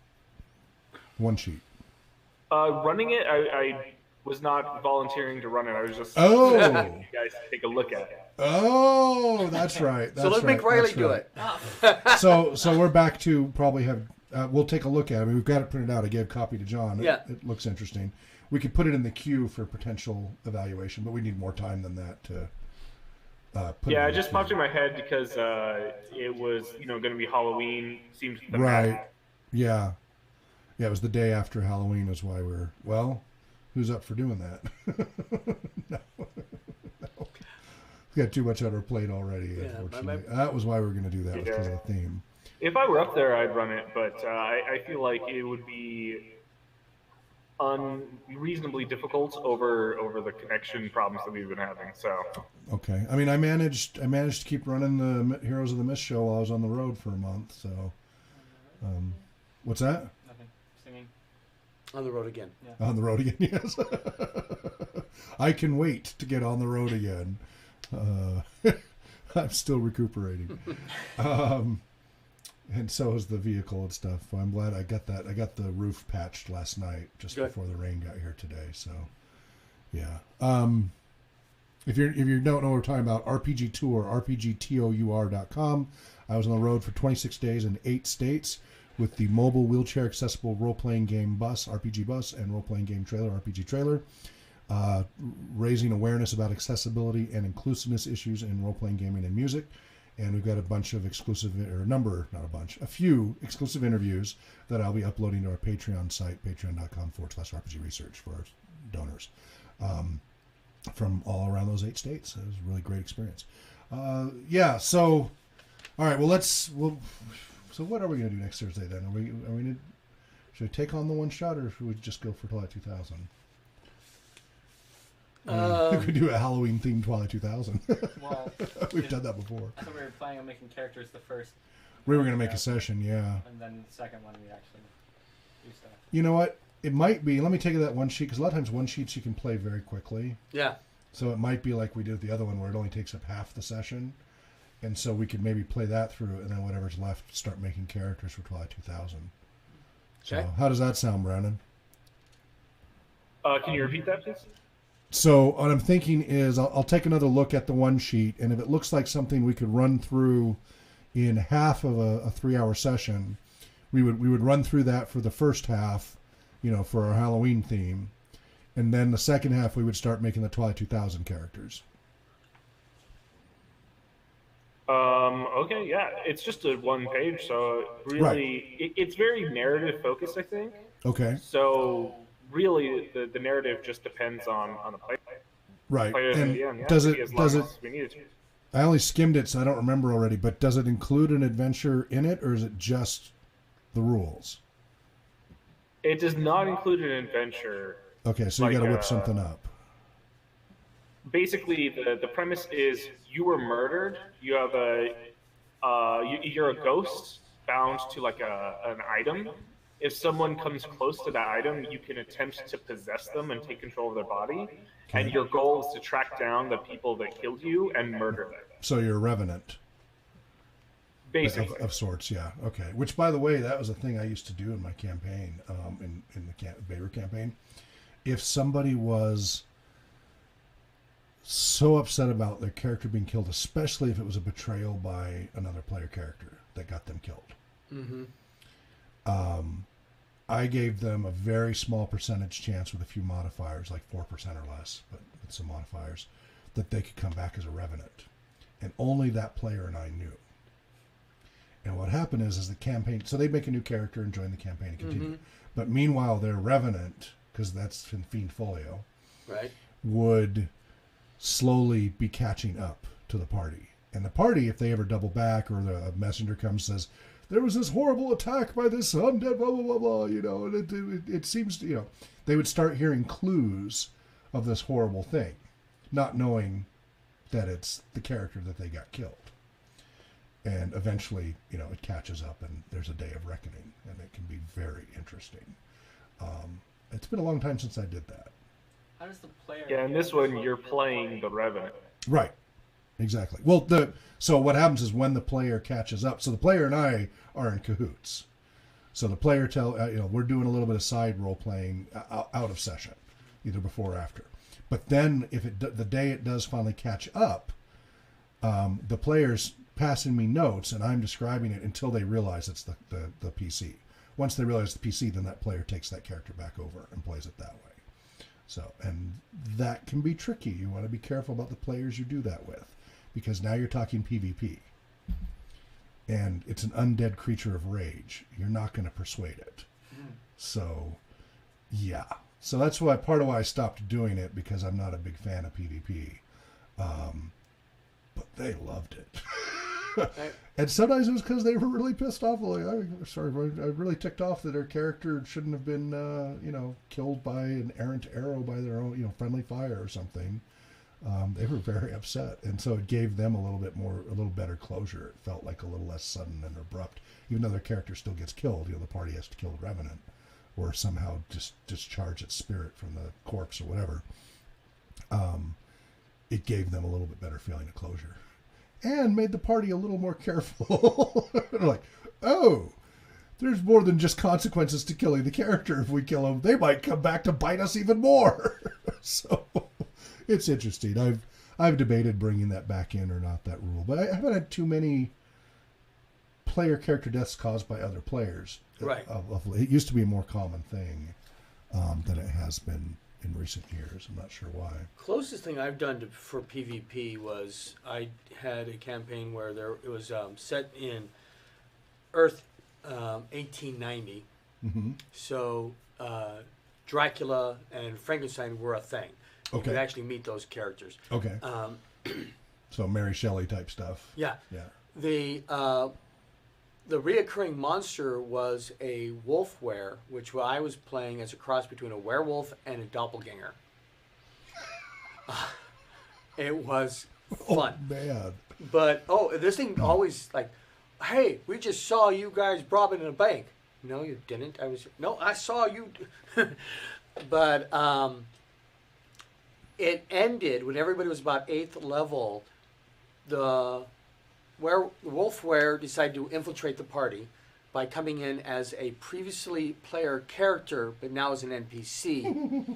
One of the characters got jealous of this character because it used to be the girlfriend of the previous character, so she took it aside, one-on-one with the big bad monster, trying to convince him, you're going to leave town.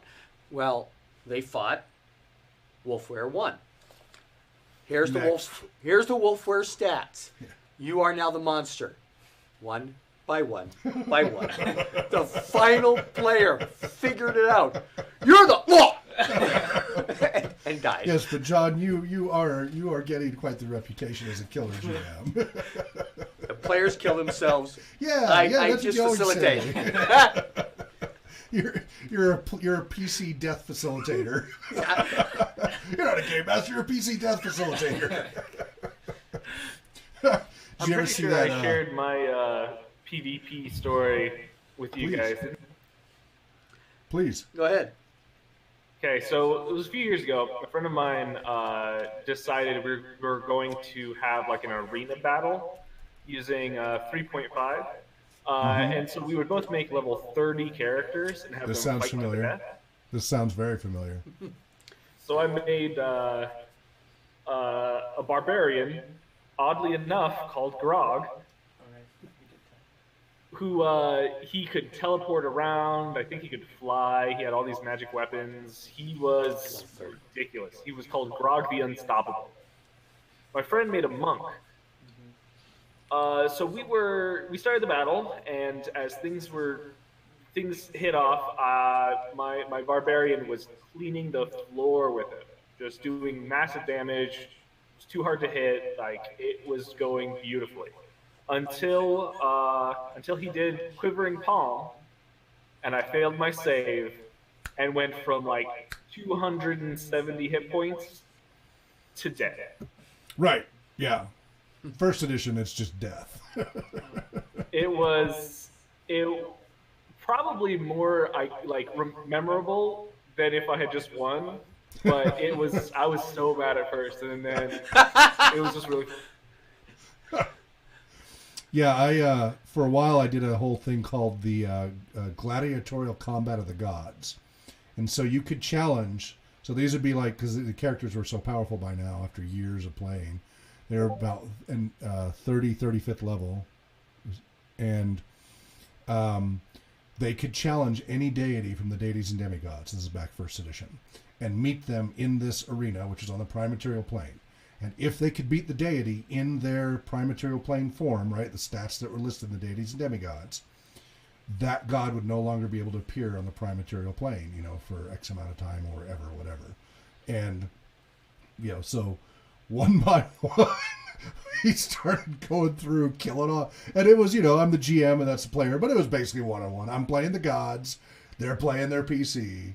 Now, of course, we did say, okay, none of this counts. None of this really counts. If your character dies, it's no big deal. But between his lucky rolls and my crappy rolls, because I'm notoriously bad on my rolls, he one by one was wiping out the multiple pantheons of deities through gladiatorial combat. So it was basically God of War, the campaign. Yes. Right. Yes, basically. He killed off more than a dozen gods easily. First he started thinking with a couple of demigods and stuff just to see. And yeah, it was because if you look at the specs in there, some of them were a little underpowered for what they should be in first edition. I did bring a god in for combat once, and when the players won, that's when I realized I'm not playing gods right. Gods should not be stat. You're right. But this was in the context of the gladiatorial. Right, yeah. In your context of what you were doing. Really narrow scope. Yeah. It was just for the grind. I mean, we're talking minimal role playing here other than, banter back and forth. This was just a grind. And we were having fun with it. We were just having fun, one-on-one, whatever. But do you know how many levels you go up when you kill one god? Dude, how many enemies you make of the gods if you do that?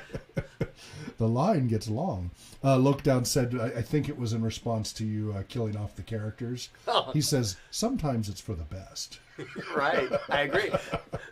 Some characters just need killing. I'm sure the people who died do not agree with that.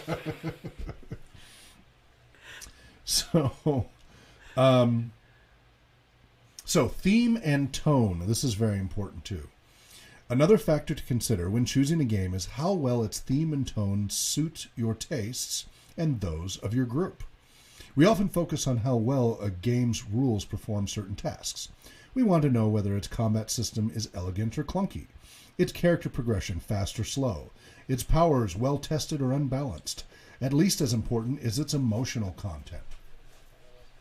The vast majority of successful role-playing games are power fantasies. They get, and this is in 2002, that has since exploded. Right. 2002, there was actually kind of a dearth of choices. It was pretty limited. Post 2002, it really took off, especially since about 2000. Well, basically when D&D 4th edition came out and bombed, right, you started to see a whole bunch of others start to pop up as opportunities. So whenever that was, 2008 or so. And then also, of course, I've talked about the economics of the 2008 crash and why we saw it. We've talked about it in other We got shows. away from video games to Exactly, because of costs and everything. So the vast majority of successful role-playing games are power fantasies. They give players the chance to play characters vastly more competent than themselves, or, for that matter, anyone else in the world as we know it. In power fantasy, PCs always have a good chance of vanquishing their foes. In some games, players can even assume that their enemies will be conveniently distributed by threat level. The power fantasy lies at the very heart of the adventure genre, in books and movies as well as in games. It offers a generally optimistic view of life. There's no shame in enjoying this fantasy, and GMs who embrace and understand it tend to keep players longer than those who don't. Some GMs use they're going to keep certain type of players longer than those who don't. Right. That's how it should be. In fact, I think I'm going to make a note of that. Tend to keep... They're going to keep the players that want to do that type. power fantasy. Yes, exactly. Some GMs use gaming as a means of enjoying a fantasy of power over the players, keeping the PCs under a tight leash. Except for the old masochistic tactician who enjoys the occasional hard-won victory in such a game, players who stick with this sort of GM generally do so because they can't find anyone else to run for them. Now, when I first started this the other day, when we first started going over this, I said up front that he takes the attitude, remember he said the opening line, one of the opening lines about game masters that I didn't agree with, and I've done now, an unofficial questionnaire now of everybody who's GMing. He said, this is opening paragraph. Game designers, yours truly included, are an egotistical, control-hungry breed. And then he goes on to elaborate the same thing with game masters as well. And then I was like, well, that's not my experience. I'm a game master not because I want to control it, but because I kept becoming the de facto one that everybody wanted me to do it. And a number of people. Now, some people it is about control. Some people really like that control. But yeah, those GMs struggle to keep players. I don't seem to have that problem. Yeah, no, you're doing fine. Are you a control-hungry GM? Well, I'm control freak. I want to tell the story. You want to tell the story? Yeah. But are you a control freak over the players? No, I don't. Other than where the control has to be applied, you're not going to bench press that dragon. Sorry. Well, you've got the rules and the reality of the setting, yeah. But no, I don't try to control their story. I mean, there's a lot of control that's required for Adventures League. Yes, it's a mandatory railroad. And it is a mandatory railroad, exactly. That's why I don't particularly care for those organized play, unfortunately. So some people, they do, it is because they want to have more control. They feel out of control as a player, and they like being able to control all of the variables, the story, the setting, everything. But I've found that to be more the minority for pug and non-convention and non-organized play. Yeah. I have seen more of the control type in pug and organized play. Well, I've seen more of that in that, Right. which would make sense. I find, in general speaking, when you have a GM that's a control freak, what you end up with is a DM versus player scenario rather than a cooperative game. Yes, and that happens all too often, unfortunately. A few games offer fantasies of powerlessness in which PCs can expect to be buffeted about by a hostile world dominated by unbeatable enemies. Cthulhu. Yep, horror games, especially Call of Cthulhu, come to mind here. The surreal conspiracy game Over the Edge, which I worked on, provides another example. Never heard of it. Ever heard of it? No. Nope. Yep. Anyone? No.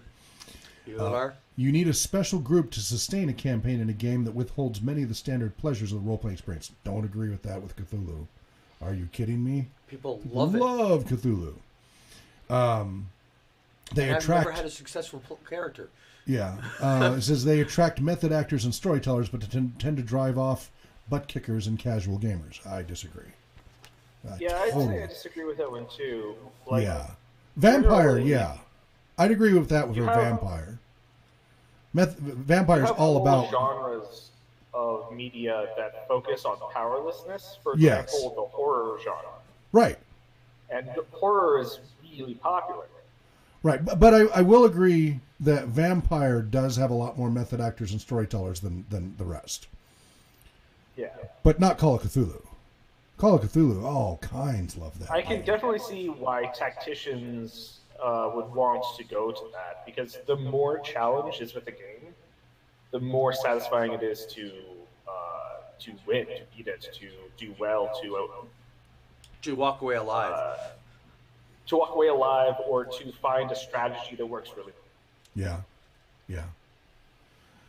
Yeah. So I would disagree with him about Cthulhu, but I would agree with Vampire. So he says several factors explain the great success of Vampire the A Masquerade. game that comes to mind right now, is Darkest Dungeon. I don't know if you guys have played that. It is a adventure RPG computer game in which you have a party that goes into a dungeon, and your characters get more and more stress up to the point where either they get some sort of neurosis, or their mind breaks or something. What's it called? And it's called Darkest Dungeon. And so they can either have the mind kind of break and get negative aspects to them, or they can suddenly resolve against the stress and get positive outcomes from it. I'm assuming this is stress over eustress. Right, yeah, distress, yeah. Darkest Dungeon. So it says, right your ancestors' wrongs. Darkest Dungeon is a challenging gothic roguelike turn-based RPG about the psychological stresses of adventuring. Recruit, train, and lead a team of flawed heroes against unimaginable horrors, stress, famine, disease, and the ever-encroaching dark. Can you keep your heroes together when all hope is lost? So, is it like a horror SimCity, like the horror add-on to The Sims? I never played that, so I'm not sure. Yeah, there's a whole add-on to The Sims that you can have haunted houses and everything, and they get so stressed out they start to lose their minds and go to the bathroom. They freak out. They completely lose it. And you want to try to make them stay living in a haunted, keep your family living in the haunted house in spite of all of these things, and it's very entertaining. I'll have to check that out. I wasn't aware of that one, and with the psychological aspect, it's worth checking. Something I actually had found on forum somewhere, I believe, was a homebrew taking a system very similar to the one that's used in Darkest Dungeon and applying it to a D&D. Yeah, well, I could see. Yeah, I mean, it would be really easy to tweak that to apply. I mean, that's one of the things. Ravenloft. Well, that's one of the key things that Call of Cthulhu has is sanity, which is optional stat in 5th edition now, in the optional rules of the DMG 5th edition, that you can bring san in. And it's always been an optional, which I like. I've kept coming this, and I keep forgetting to include san, but sanity is a great thing to track. That definitely adds some interesting stuff. So player or character? Character. Oh, okay. Thanks for mentioning that, Brandon. I'll definitely have to check that out, add that to the research. Lokedown says, Darkest Dungeon is an amazing psychological experience. I'll definitely have to check that out. Thank you. So several factors explain the great success of Vampire the Masquerade and its sister games. One of the most important is that they allow players to explore the dark imagery of the horror genre while still playing characters who are quite powerful and have a good chance of becoming even more so. The appeal of power fantasy varies geographically. American audiences embrace it wholeheartedly. The basic themes of the adventure story strongly parallel those of U.S. national mythology. British audiences, on the other hand, view the power fantasy with greater suspicion. The English concept of heroism is less about victory than endurance in the face of seemingly impossible odds. UK game masters, therefore, can assume a greater license to make things rough on your players. You can change a game's default emotional content more easily than its rules. You can allow gun-toting Delta Force PCs to mow their way through Cthulhuoid monsters, or drench your superhero game in blood and angst. Make sure, though, that you're confounding your players' expectations in a way they'll enjoy. Storytelling purists may be appalled if you make a traditionally dark game into a forum for cheery mayhem, and power gamers will quietly defect if their accumulated goodies prove irrelevant as the campaign plunges suddenly into hell. Paladin in Hell? That was a good one. There is, I have somewhere here, a crossover game of Paranoia and Twilight 2000 and horror. Like, they cross over. So you've got Paranoia and Twilight 2000, you've got Twilight 2000 and Horror, Paranoia and Horror. These are all crossover games. So it's, Why would you cross over horror and paranoia? Isn't there enough well, horror? because you get to add the Cthulhuoid Yeah. type aspect to it, which isn't part of the normal Paranoia universe. And same thing, Twilight 2000. We can maybe that's what I should do. I should break out the Twilight 2000 horror module. Oh yeah. For Halloween, that would be fun. I don't know. We'll see. Twilight 2000 is rough. It is rough. I would say that there's another fantasy that they're not really like. It doesn't talk about here, which I've experienced, which is just the troll fantasy. The what? Wanting to play a game that's just ridiculous, over the top. Yeah, Munchkin play. doesn't- Yeah. Well, not necessarily Munchkin, but just silly things. Well, Paranoia. Monty Python comedy. Yeah. Exactly. Yeah. Yeah. There's By that the way, kind of fantasy. just before I said it, apparently Lokedown said, "Why not play both? Play a game like West End's Paranoia." And then he goes, "Ah," because I wasn't even looking when I brought up Paranoia. So we're on the same wavelength there, man. Yeah. Well, I mean, did they ever make a Munchkin role playing game? I thought I'd heard rumors to that effect. Yeah, I think there was. Well, that's No, there is a parody. Munchkin That's role-playing not game. I'm pretty necessarily sure what of it. I'm- what I mean. Worldofmunchkin.com. World of Munchkin. Munchkin role-playing game. Sure enough, Player's Guide, done Munchkin Player's Guide, Munchkin Master's Guide, Munchkin Monster Guide, Munchkin Master Screen, Munchkin Monster's Guide 2.5, Star Munchkin role-playing game. It's D20. I guess what I mean is like Huh. having like a serious kind of backdrop and then playing a comedic or non-fitting character into that is its own kind of fantasy. For example, Sure. like take Fallout or something and then making your character look completely ridiculous. Yeah, sure. And sometimes that happens by accident. True. Sometimes you can have a Some- group often spin out it that happens way. on purpose, and then Yeah. it transitions as the joke character, often Yeah. morphs into an actual, like, gets more and more aspects to it as the game goes. Yeah, yeah. Munchkin RPG. I might have to. We're getting a nice list going here. Like I don't have It's enough fun. already. I mean, I think it would be very fun. Yeah. I'm going to stick the Duck of Doom, and the gazebo will chase you down. I think a good example of what I'm talking about is Please. Goat Simulator. That's a computer game. I know. No, I'm just clarifying. That is a computer game, right? Somebody did, I believe it was that one. Somebody made up. Let's see if this is the one.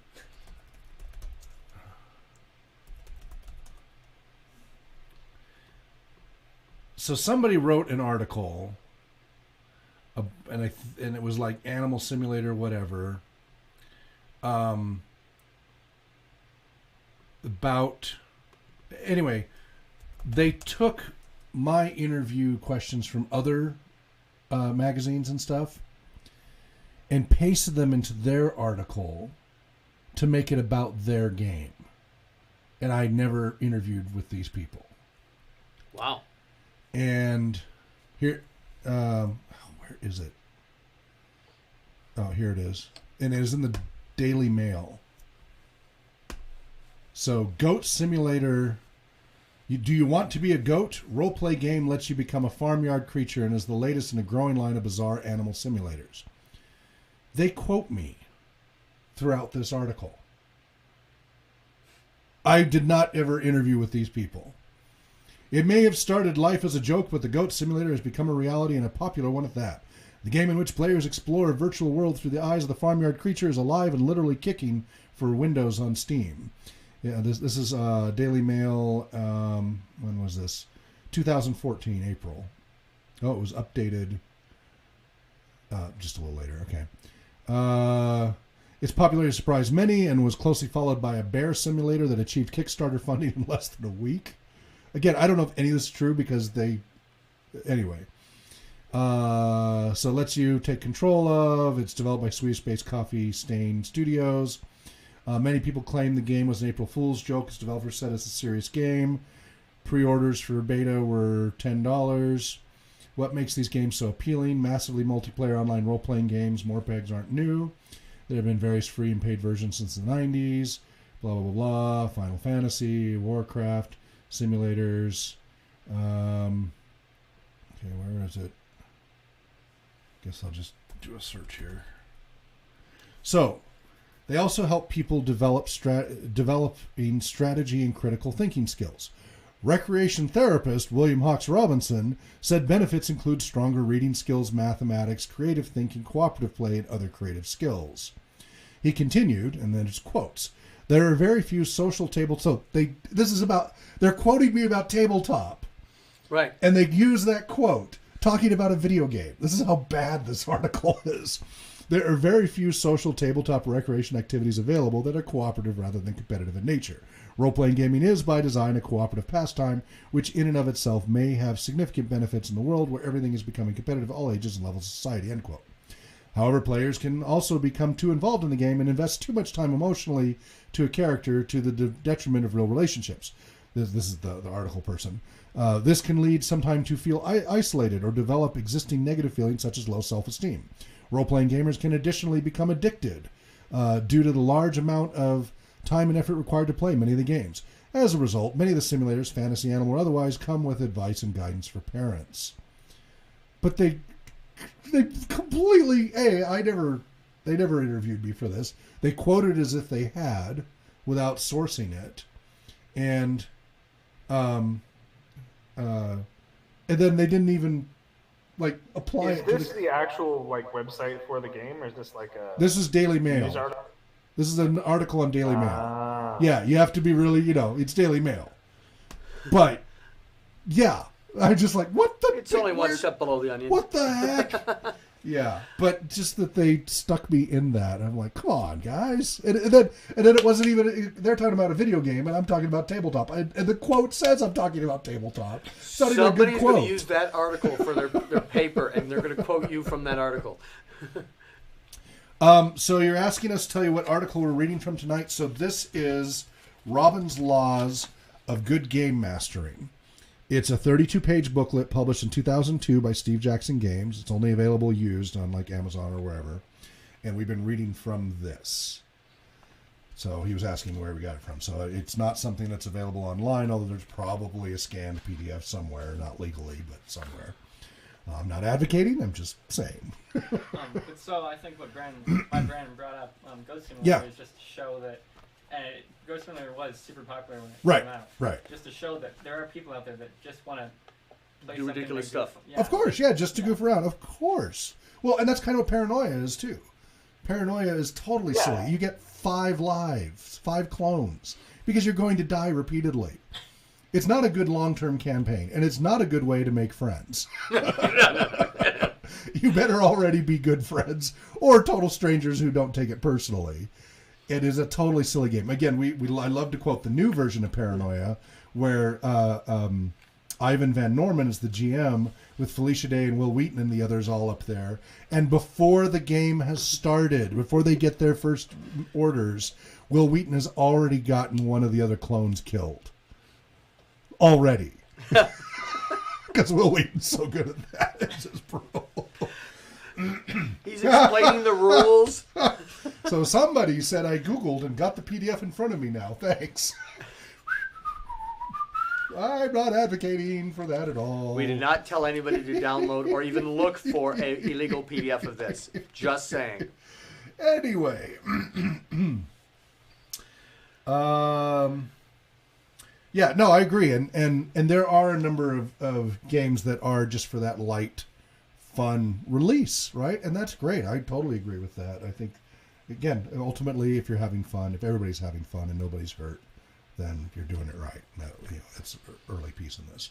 The reason I brought it up was to say that I thought that was a kind of fantasy, instead of power fantasy or disempowerment fantasy. It's a parody fantasy or ridiculousness fantasy. I thought that was applicable. Yes, totally agree. I think it's great that you brought that up. I appreciate it. Lokedown says it's the opposite. So talking about Paranoia, it's the opposite of that maiming mechanic. So I was talking about Rollmaster with the criticals. Having backup clones encourages gleeful violence. Oh yes, it does. Yes, it does. By the way, we tried to do it last year, but Very everybody got slapstick. sick. What's that? Very over-the-top slapstick. Oh, yes, totally. So last New Year's, I tried to put together a Paranoia late night game. I had 10 people sign up. 7 called in sick because they were sick. They were sick. That was a horrible year. Oh, everybody was so sick. So there were only 3 people, and then so I canceled the game, and then just Danielle and I did a whole 15 years history of RPG research and blah blah blah. And but I would like to try to do that again for New Year's. Try to get a Paranoia game together to do a late, kind of a semi-marathon game, a good 6 or 8 hour session of Paranoia with just a bunch of people, through Meetup and our people or whatever. And, make a party of it too, right? It's New Year's, have a party of it, but we game from 6 p.m. to 2 a.m. or something like that. Yeah. Have just a good long session, with some breaks, and have fun with it. It's Paranoia. It doesn't matter if you die. Just have fun with it. But I'd like to try the new Paranoia, of course. I still have yet to actually play the new one. I haven't had a chance to play it to see how it compares to the old one, which, of course, I have a lot of the old one. Right. But, yeah. I'm sure everything from the first one is adaptable to the second one. Yeah. Lokedown says, Paranoia gives players freedom to be mischievous when that sort of behavior would be disruptive to the enjoyment in many other settings. Exactly. They encourage you. I mean, it encourages PvP. It is not good for a long-term campaign. It is more like, I've talked about before about how to do an evil campaign.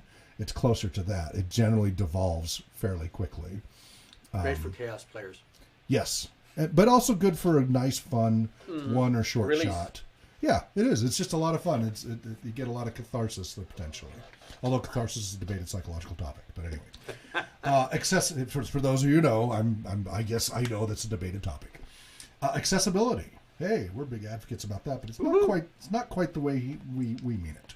Right. But just in general, for being accessible to people. Another factor to consider when choosing your rule set is accessibility. It's on page 9. To what degree does the rule set present a readily understandable set of stereotypes for players to latch onto?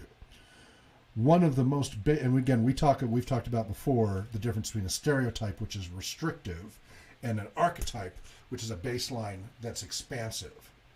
So anyway, one of the most basic criticisms leveled at a popular entertainment of any kind is that it's laden with cliches. This thought is so commonplace that it's hard to let go of, but the truth remains that in role-playing, stereotypes are extremely useful.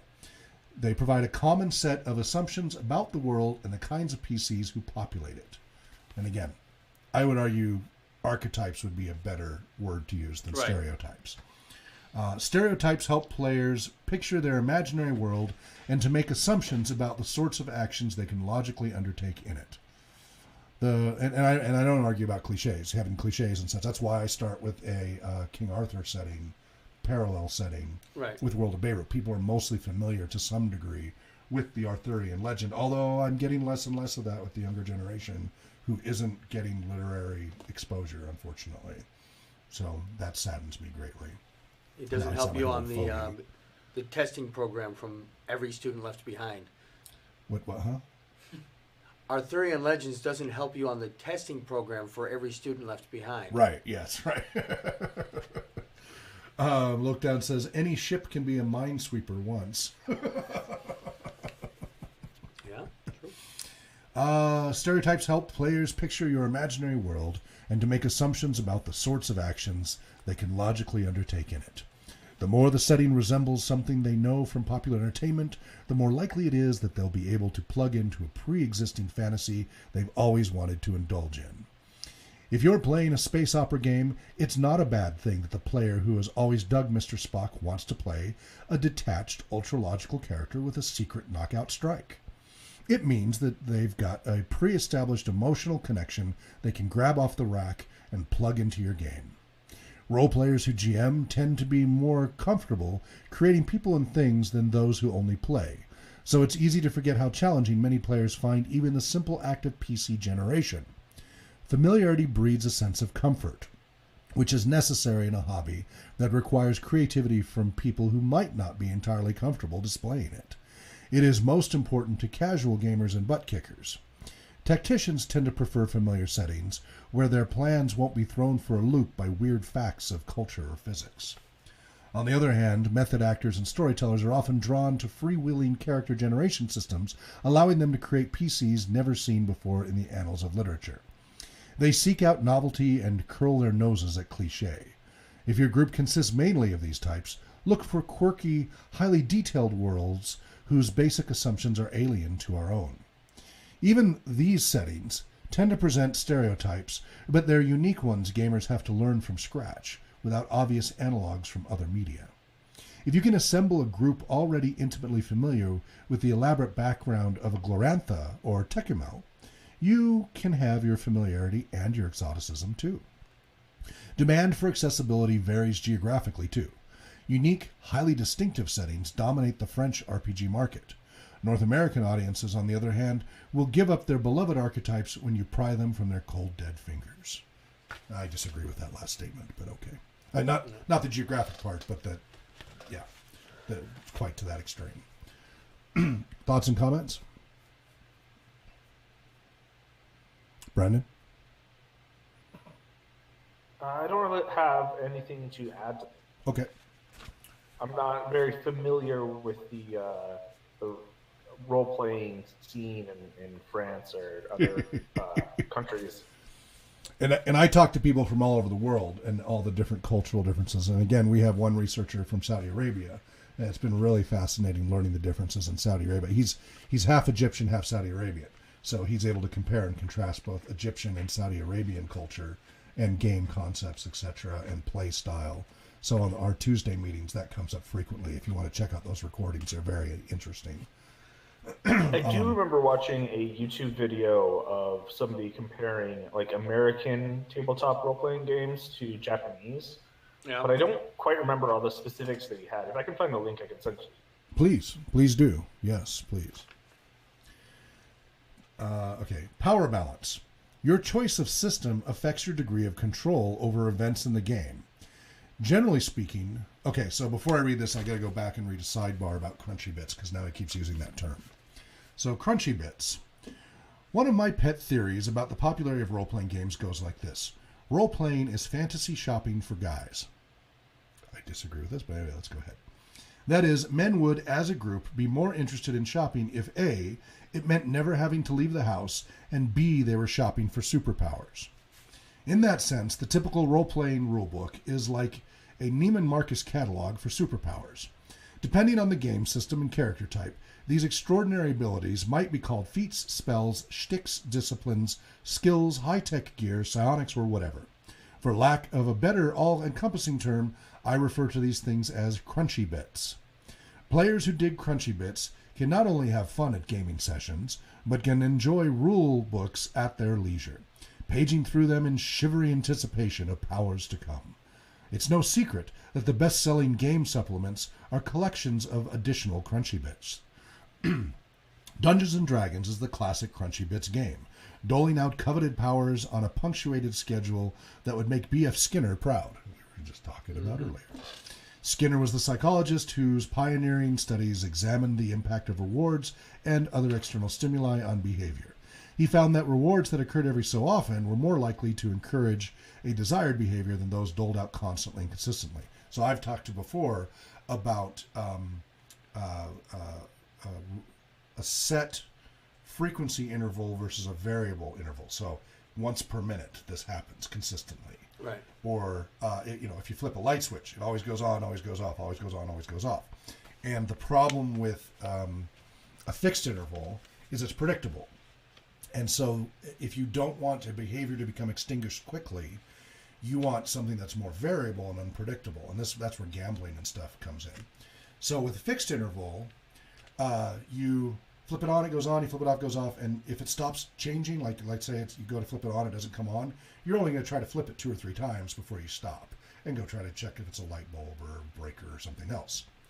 However, if you had a light switch that it was anywhere between 1 to 10 times that it might turn on, or 1 to 100 times. Just you had to flip it enough times and sooner or later it would come on. So flip, flip, flip, flip, flip, flip. It came on this time. Okay, game on. And you know what? It's not that far-fetched.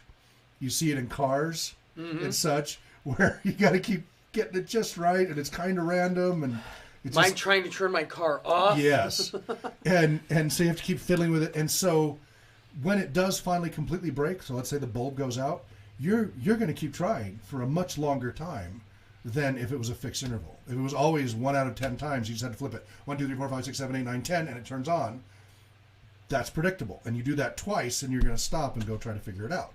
But if it's random between 1 to 100, you might go more than 100 times or more, because you might lose track, just trying to get it to do it before you finally give up.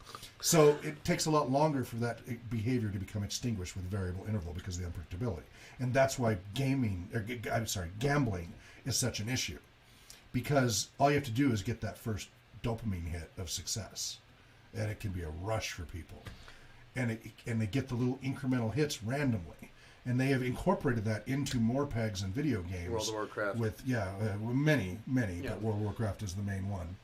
And using psychologists to design these, help the programmers come up with the algorithms that are the most effective for that wanting to keep getting that dopamine hit and keep them engaged the longest with incremental rewards and such.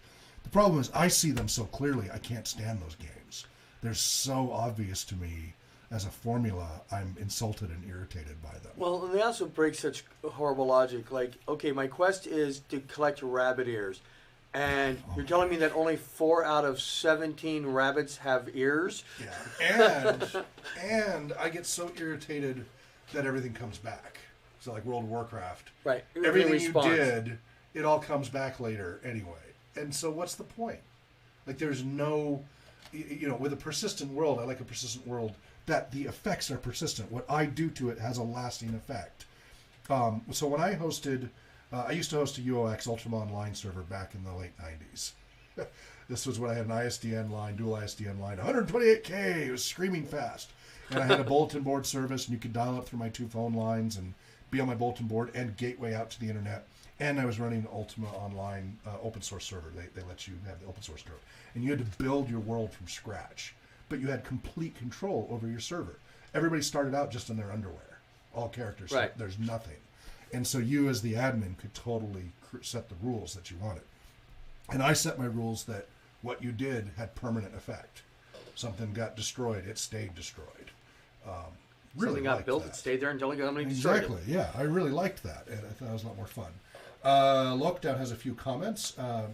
The same metric is used to study drug addiction in lab rats. Correct. The more they press the lever is used to measure how much they will pursue the drug. Correct. I thought it was nuts until I tried lighting a cigarette with a broken lighter. Thank you for sharing that. That's a great anecdote. That is there. very analogous. Yes. So, let's see. Comments there, Brandon or Riley? Or Bueller? Nope, I'm good. Okay. I don't think so. All right. Okay, so finishing the crunchy bits. Vampire ingeniously aims its playstyle advance at method actors and storytellers, but doesn't stint on the crunchy bits. Some of its top-level crunchy bits put to shame any zillionth level wizard paladin with his plus 50 Vorpal sword. Though the power gamer is the purest exponent of the love of crunchy bits, even the most dedicated method actor or storyteller can secretly lust for them in their heart. They allow us to fantasize about flying even after we're too old to run around the house with red towels tied around our neck. Of course, I know that the above bit about shopping and guys is a vast stereotypical generalization. The world is full of men who like shopping, and every year more and more women are coming to appreciate the advantages of the plus 50 Vorpal sword. But still, ... I wasn't going to comment on the sexism. It was, quite. Lockdown says, I just heard a podcast that in Ultima Online with the animals and their spawn rates, they woefully underestimated how much people would farm, i.e. kill, the spawning animals. Oh, yeah, totally. Well, Yeah, and they you completely saw... destroyed the entire ecology of the game. Yeah, well, and they did a beautiful exploration of that. Now, I'm not a big South Park fan. Right. But my favorite episode of theirs is It's the end of the world of Warcraft. And if you take out the diarrhea part of the episode, the rest of it's pretty compelling. I thought it's called. I don't know what it's called. Love and Warcraft. Love and Warcraft. It's probably right. But that was the phrase they kept saying. It's the end of the world of Warcraft. They would always just do that little sign. And so they were actually in the game a lot. It was in-game graphics for much of the episode. And it was quite funny. Again, taking aside the diarrhea jokes. Where can I find that one? On YouTube or whatever, online. Yeah. I mean, you can watch. South Park's got their own site.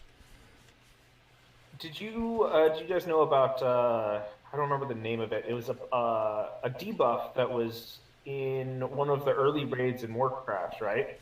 And so it would do like damage over time, if I remember right, but there was a bug in there that it would affect like player pets.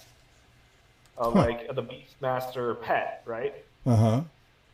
So people would go in there, get their pets afflicted with it, dismiss their pets, and then go to a big city and then summon the pet, and it would spread throughout the entire city.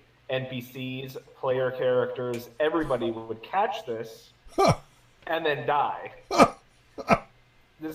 This happened in like 2005, 2006, I think. So it was a polymorphic virus in code, basically. Basically, yeah. And people would, if I remember right, like there was even a joke cult that came up. I bet. That was dedicated to spreading this disease throughout the world of Warcraft, to the point where actual like pathologists were studying the spread of it. Epidemiologists. So you come into like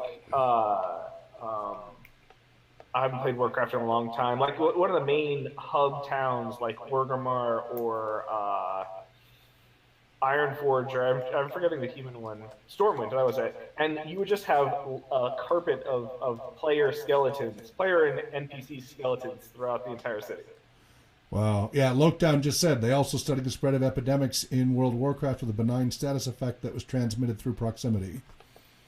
So yep, that's exactly what it was. Yeah. Yep. And so in the South Park one, at one point, because there's this one guy going around killing everybody who's just like in a loincloth, but killing everybody.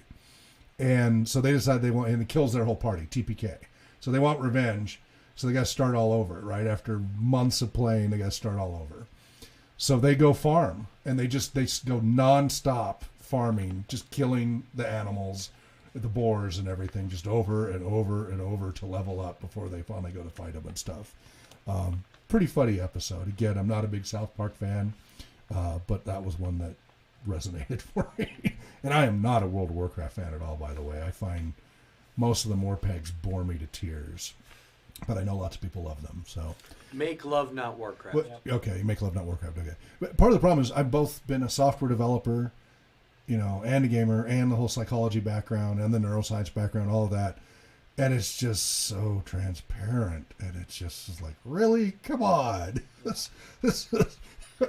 So it doesn't have the same appeal, but I get why other people enjoy it. So now that we've got crunchy bits under, and we've got a few minutes left, power balance. Your choice of system affects your degree of control over events in the game. Generally speaking, the more a game depends on crunchy bits, the more power it cedes to the players at the expense of the GM. Now, I get the point he's making, and it's a good point, but I would argue some of his conclusions. When a player activates one of the crunchy bits on his character sheet, control of the outcome shifts from the GM to the rulebook. Crunchy bits are typically written to work in a certain detailed and highly specific way. Where a TV writer might fudge the detailed workings of a main character's signature ability according to the demands of the current storyline, players expect the GM to fairly interpret the rules as laid out in the book. As characters progress in power and gain ever more potent crunchy bits, the GM's flexibility in setting up obstacles to challenge them becomes increasingly constrained. When a PC gains invisibility, a whole range of common action-adventure situations goes out the window. Likewise with flying, teleportation, the ability to pass through walls, time travel, and a host of other abilities. Often these powers allow their users to quickly and anticlimactically bypass the sorts of interesting challenges that make an adventure story exciting. Even without these overtly plot-busting abilities, the action in a game becomes increasingly unpredictable as more and more crunchy bits are added to the mix. While GMs need a basic familiarity with the whole of a rules system, players can focus their attention only on the rules for their own crunchy bits. They therefore also know the rules better than their GMs do and become adept at using these abilities to easily overcome obstacles that were planned to be difficult. When you are surprised by what a crunchy bit can do, your power to keep the present encounter fun and challenging is severely curtailed. Rule number 5. Rule sets in which crunchy bits dominate give power to the players. And then I have an amendment of, but also reduce freedom of the PC, is my argument. What do you guys say? So I completely agree with the part of how crunchy bits can end up taking away what the GM can do. Like when we were playing the superhero one, which is basically all crunchy bits because you get superpowers. John, when Dan is completely invulnerable to the enemy that John gave us. That's a problem. Yeah, that's a problem. And yeah. John had no idea that he even had that because Dan was focusing on his character while John was focusing on the enemy. And I had that same problem when I was DMing because since there were so many players, they could just do everything. They didn't. So no matter what the situation was, they always had someone that could easily solve it. Right, and this is where you have to be really careful about Monty Hall style gaming, where if you give out too much treasure and power too soon, your game can quickly plateau. Right, you've got this climbing of abilities and challenges, and then you reach a point where you can't really, you're fighting the gods even, right? You just kind of plateau at a certain point. So then the excitement kind of, and that's where at the very beginning when we talked with Rules 1, where it said, as long as everybody's having fun, you're doing it right. And I say, no, if you do the most entertaining thing in the moment, right, is what he said. I think it's rule number 2 or something. Right. And I said, as long as it doesn't sacrifice the future. The most entertaining thing it says, what would be the most entertaining thing that could possibly happen right now?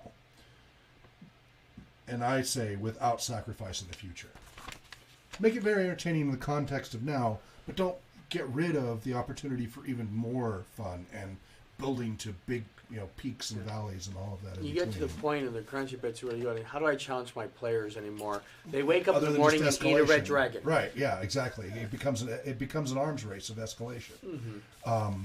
That's where, systems that are much slower to hand those out, have a longer life as a campaign without having to make a new character to start a new campaign.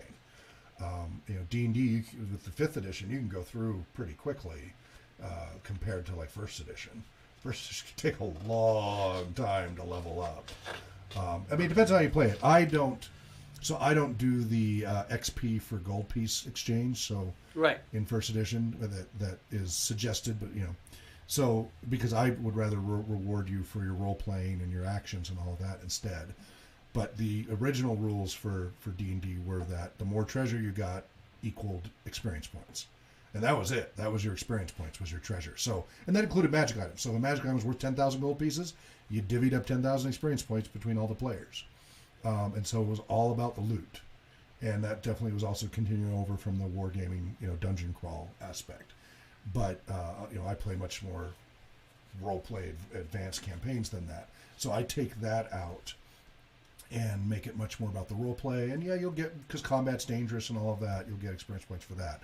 But the role play is where you get the most. So when everybody here at the show is being much more interactive and playing their character appropriately under the circumstances, and it isn't tactically helpful for them, but it's totally what their character would do, I just wrote down another 50 experience points. Oh, there's another 50 experience points. They rack up bonuses very quickly doing that. And that means they don't have to go around killing and stealing everything.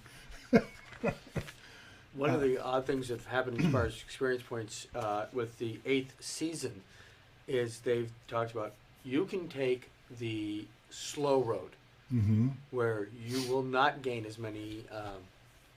They're no longer experience points. You get these increments. You can slow it down so that you can get more play at those levels that you want to play at. Right. Yeah. Talking about a milestone system. Yeah, milestone system. Yeah, totally like project planning.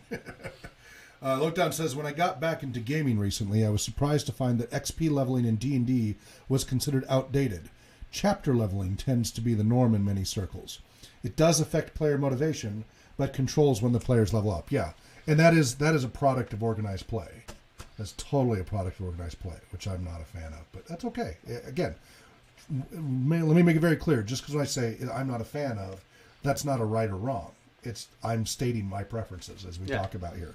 These are our personal preferences. When I'm training game masters, certifying and training to become better game masters, that we talk about all these different archetypes and player archetypes and such, and meeting their different needs. And then I have some kind of universals that ROLE play is going to, you got to balance it with the ROLL play for the different types of players you have. But it's going to be able to last longer, because I run campaigns that span upwards of 7 years, and playing weekly. And it's adding that depth. When it's just pure mechanics, the dopamine hit from that mechanical reward every time you kill a creature or get that treasure becomes less and less and less and less. It becomes less fulfilling. And so again, you have to raise, it's like taking more drugs. You have to raise the hit even higher to get the same level of satisfaction. When you add the story and the role play to all of that too, don't exclude it, but you tie it in with that, the experience becomes a richer, and the context of what they're experiencing becomes richer, and you're able to keep that wonderful magical experience you had from the beginning of just a dungeon crawl. You're able to perpetuate that much longer and sustain it longer. So that's why I harp on the voicing and the role playing and having a story background, because you don't need it necessarily for short term, but in the long run, it will make a campaign hold up much better without having to do an arms race escalation. And Lokedown says it definitely has pros and cons. And then those darn rats again. What? Those darn rats again? What? The dopamine, the drug. Oh, right. Yeah. Yeah, I make a lot of neuroscience references and such. That's part of my background. Okay, we're 9 o'clock. So we will stop it there. That was rule number 5 that we just finished. It's on page 10. So up next will be game system continuum of crunchiness and homebrew rules, campaign design, genre, setting, published settings, homegrown settings, tone, mission, headquarters and recurring cast, and then adventure design. But we'll probably just get through that campaign design probably. So we got we got a lot more. This is covering, there's a lot of material, and I want us to have these discussions rather than just read straight through. I think it has a lot more value to everybody if we all share our experiences and thoughts and opinions. And that's what we're doing with more of these. We're going to do that with more and more of this content, since people seem to really like this. So much so that I may need to start, as I say, doing just separate broadcasts of just these read-throughs once we get more of our viewership up and get the audience to interact as Lokedown here was. Thank you, Loki. Yeah, thank you. So Lokedown, more and more experience. Gentlemen, I'm so glad I discovered you tonight. I apologize if my comments were a distraction, but I was quite engaged with the topic you all presented. Lokedown, it was the opposite of a distraction. We specifically are streaming this on Twitch because we want your interjections. We want as large an audience as possible to share. He says, no, thank you. No, thank you. You're far too kind. Indubitably. I don't know if you're familiar with the old cartoon Gophers. Oh, darn it, their name just fell out of British Gophers. Sam Macintosh. Macintosh are the two Gophers. So yes. But yeah, no, we specifically, otherwise we wouldn't have any need to broadcast this on Twitch. We specifically want, no, it's not Chip and Dale. People make that mistake all the time. It's actually Macintosh. Check it out. You'll see the difference. Chip and Dale aren't British. And don't have the dog that's always, giving them issues. So, well, they were Gophers instead of Chipmunks. Yeah, Chip and Dale were Chipmunks. But yeah, that's why we're doing it. So please, and tell your friends. And if you want to get access to a lot of the previous videos, consider hitting the subscribe button. And or if you join through Patreon, Go to rpgresearch.com and click on the donate link and join the monthly subscription. You can get access to all these videos. We have years of content. Now, we eventually make all of them public about a month or 2 or 3 after their broadcast. But if you want to get access to the most recent ones the last few months, do it through our Patreon site. Our YouTube is youtube.com/RPG Research, so check out our channel there and subscribe. And we have hundreds and hundreds of videos going back years and years and years of content. I've been gaming since the 70s. I've been running games over the internet with video since the 90s. And I've been running games in educational settings since the mid-80s, in therapeutic settings since 2004. And, of course, we've had RPG Research going here. And Brandon is our 19th core volunteer, so he's down in Tucson, Arizona. Thank you, Brandon, so much for joining us. Your comments and insights were really appreciated. It really helped with the conversation. Thank you for that, Brandon. Well, yeah, I mean, I was engaged as well, so. Good. And so we will continue this next Monday from 6 p.m. to 9 p.m. Pacific time right here on twitch.tv/RPG Research. Between now and then, so today's Thursday, so Friday is dropping an RPG at Spark Central tomorrow from 4 to 7. We don't stream that. That's at a local community center. Saturday, we no longer do the talk show. That's now Thursdays from 4 to 5 p.m. Sunday is Heroes of the Mist Actual Play First Edition AD&D, a homebrew multiverse campaign. We're in about the 4th month of that series, weekly series, on Sundays from 6 to 9 p.m. So then, as I said, we'll be back Monday to continue this RPG theory discussion. And then Tuesday from 9 a.m. to noon is our RPG researchers discussion. So it's all researchers discussing these topics in depth. And then next Thursday, we're going to do an actual play game from 6 to 9 of either the one-shot. What was the name of that adventure again, Brandon? Unfinished Business. Unfinished Business, and or start making characters for Twilight 2000, because nobody here except myself and Drake has played Twilight 2000. And it has some distinctive characteristics to it that I haven't seen in other games that I think are worth knowing. And it's a fun game. It's a military survival, quasi-post-apocalyptic, but from a 1980s perspective. I was going to say, right now, my character is Team Jacob. Is what?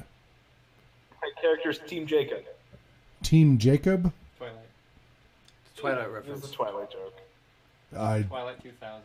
Oh, okay. You're talking about Twilight the series, right? Which I have not watched. Yeah, never mind. I think I've seen the first movie and that's it. So he's choosing the werewolf over okay. Well, that's the thing. I'm going to see if maybe we could do a Halloween-themed Twilight 2000, but I don't know if we'll get to it because we got to do characters. The reason why I want to do characters is the character generation is a point system mostly, but it's a different focus than some game systems. So it's just a little different. It has its own distinctiveness for this older edition, but we really like it, and I've had a lot of people love playing this game. This is a well-battered game. It's a well-battered game because it's been well-loved, and has lots of room for combat roleplay. surgeon will become very useful. Yes. Combat mech, very useful. And Lokedown says, as opposed to Team Edward. Thank you. He's more in the loop in than I am on that. I'm still playing catch up on the whole geek pop culture thing, thanks to my fiance. I've had a lot of other backgrounds. Must have been terrible being in that coma for 12 years. No, I was in a lot of other social circles and did not get my geek card properly punched. Didn't run into a whole lot of geeks when I was in automotive racing and performance, and right. As a professional photographer and stuff with modeling agencies and such, really didn't run into it. And yeah, I've had a very diverse background. Working at the mine, I mean, it was amazing. I talked the miners into doing the role playing MERP. That was fun. But that was a completely different experience for any of them. They'd never experienced anything like that. So. Lookdown says that would make an interesting RPG. Yeah. Team Edwards first two. Yeah. All right. Well, we're going to wrap it up and say goodnight. So thank you very much for joining us. Please do donate to RPG Research at rpgresearch.com. And we'll be back again here Sunday from 6 to 9 with Heroes of the Mist. Wherever you may be well. Happy gaming. Namarie. And dream well. Bye-bye.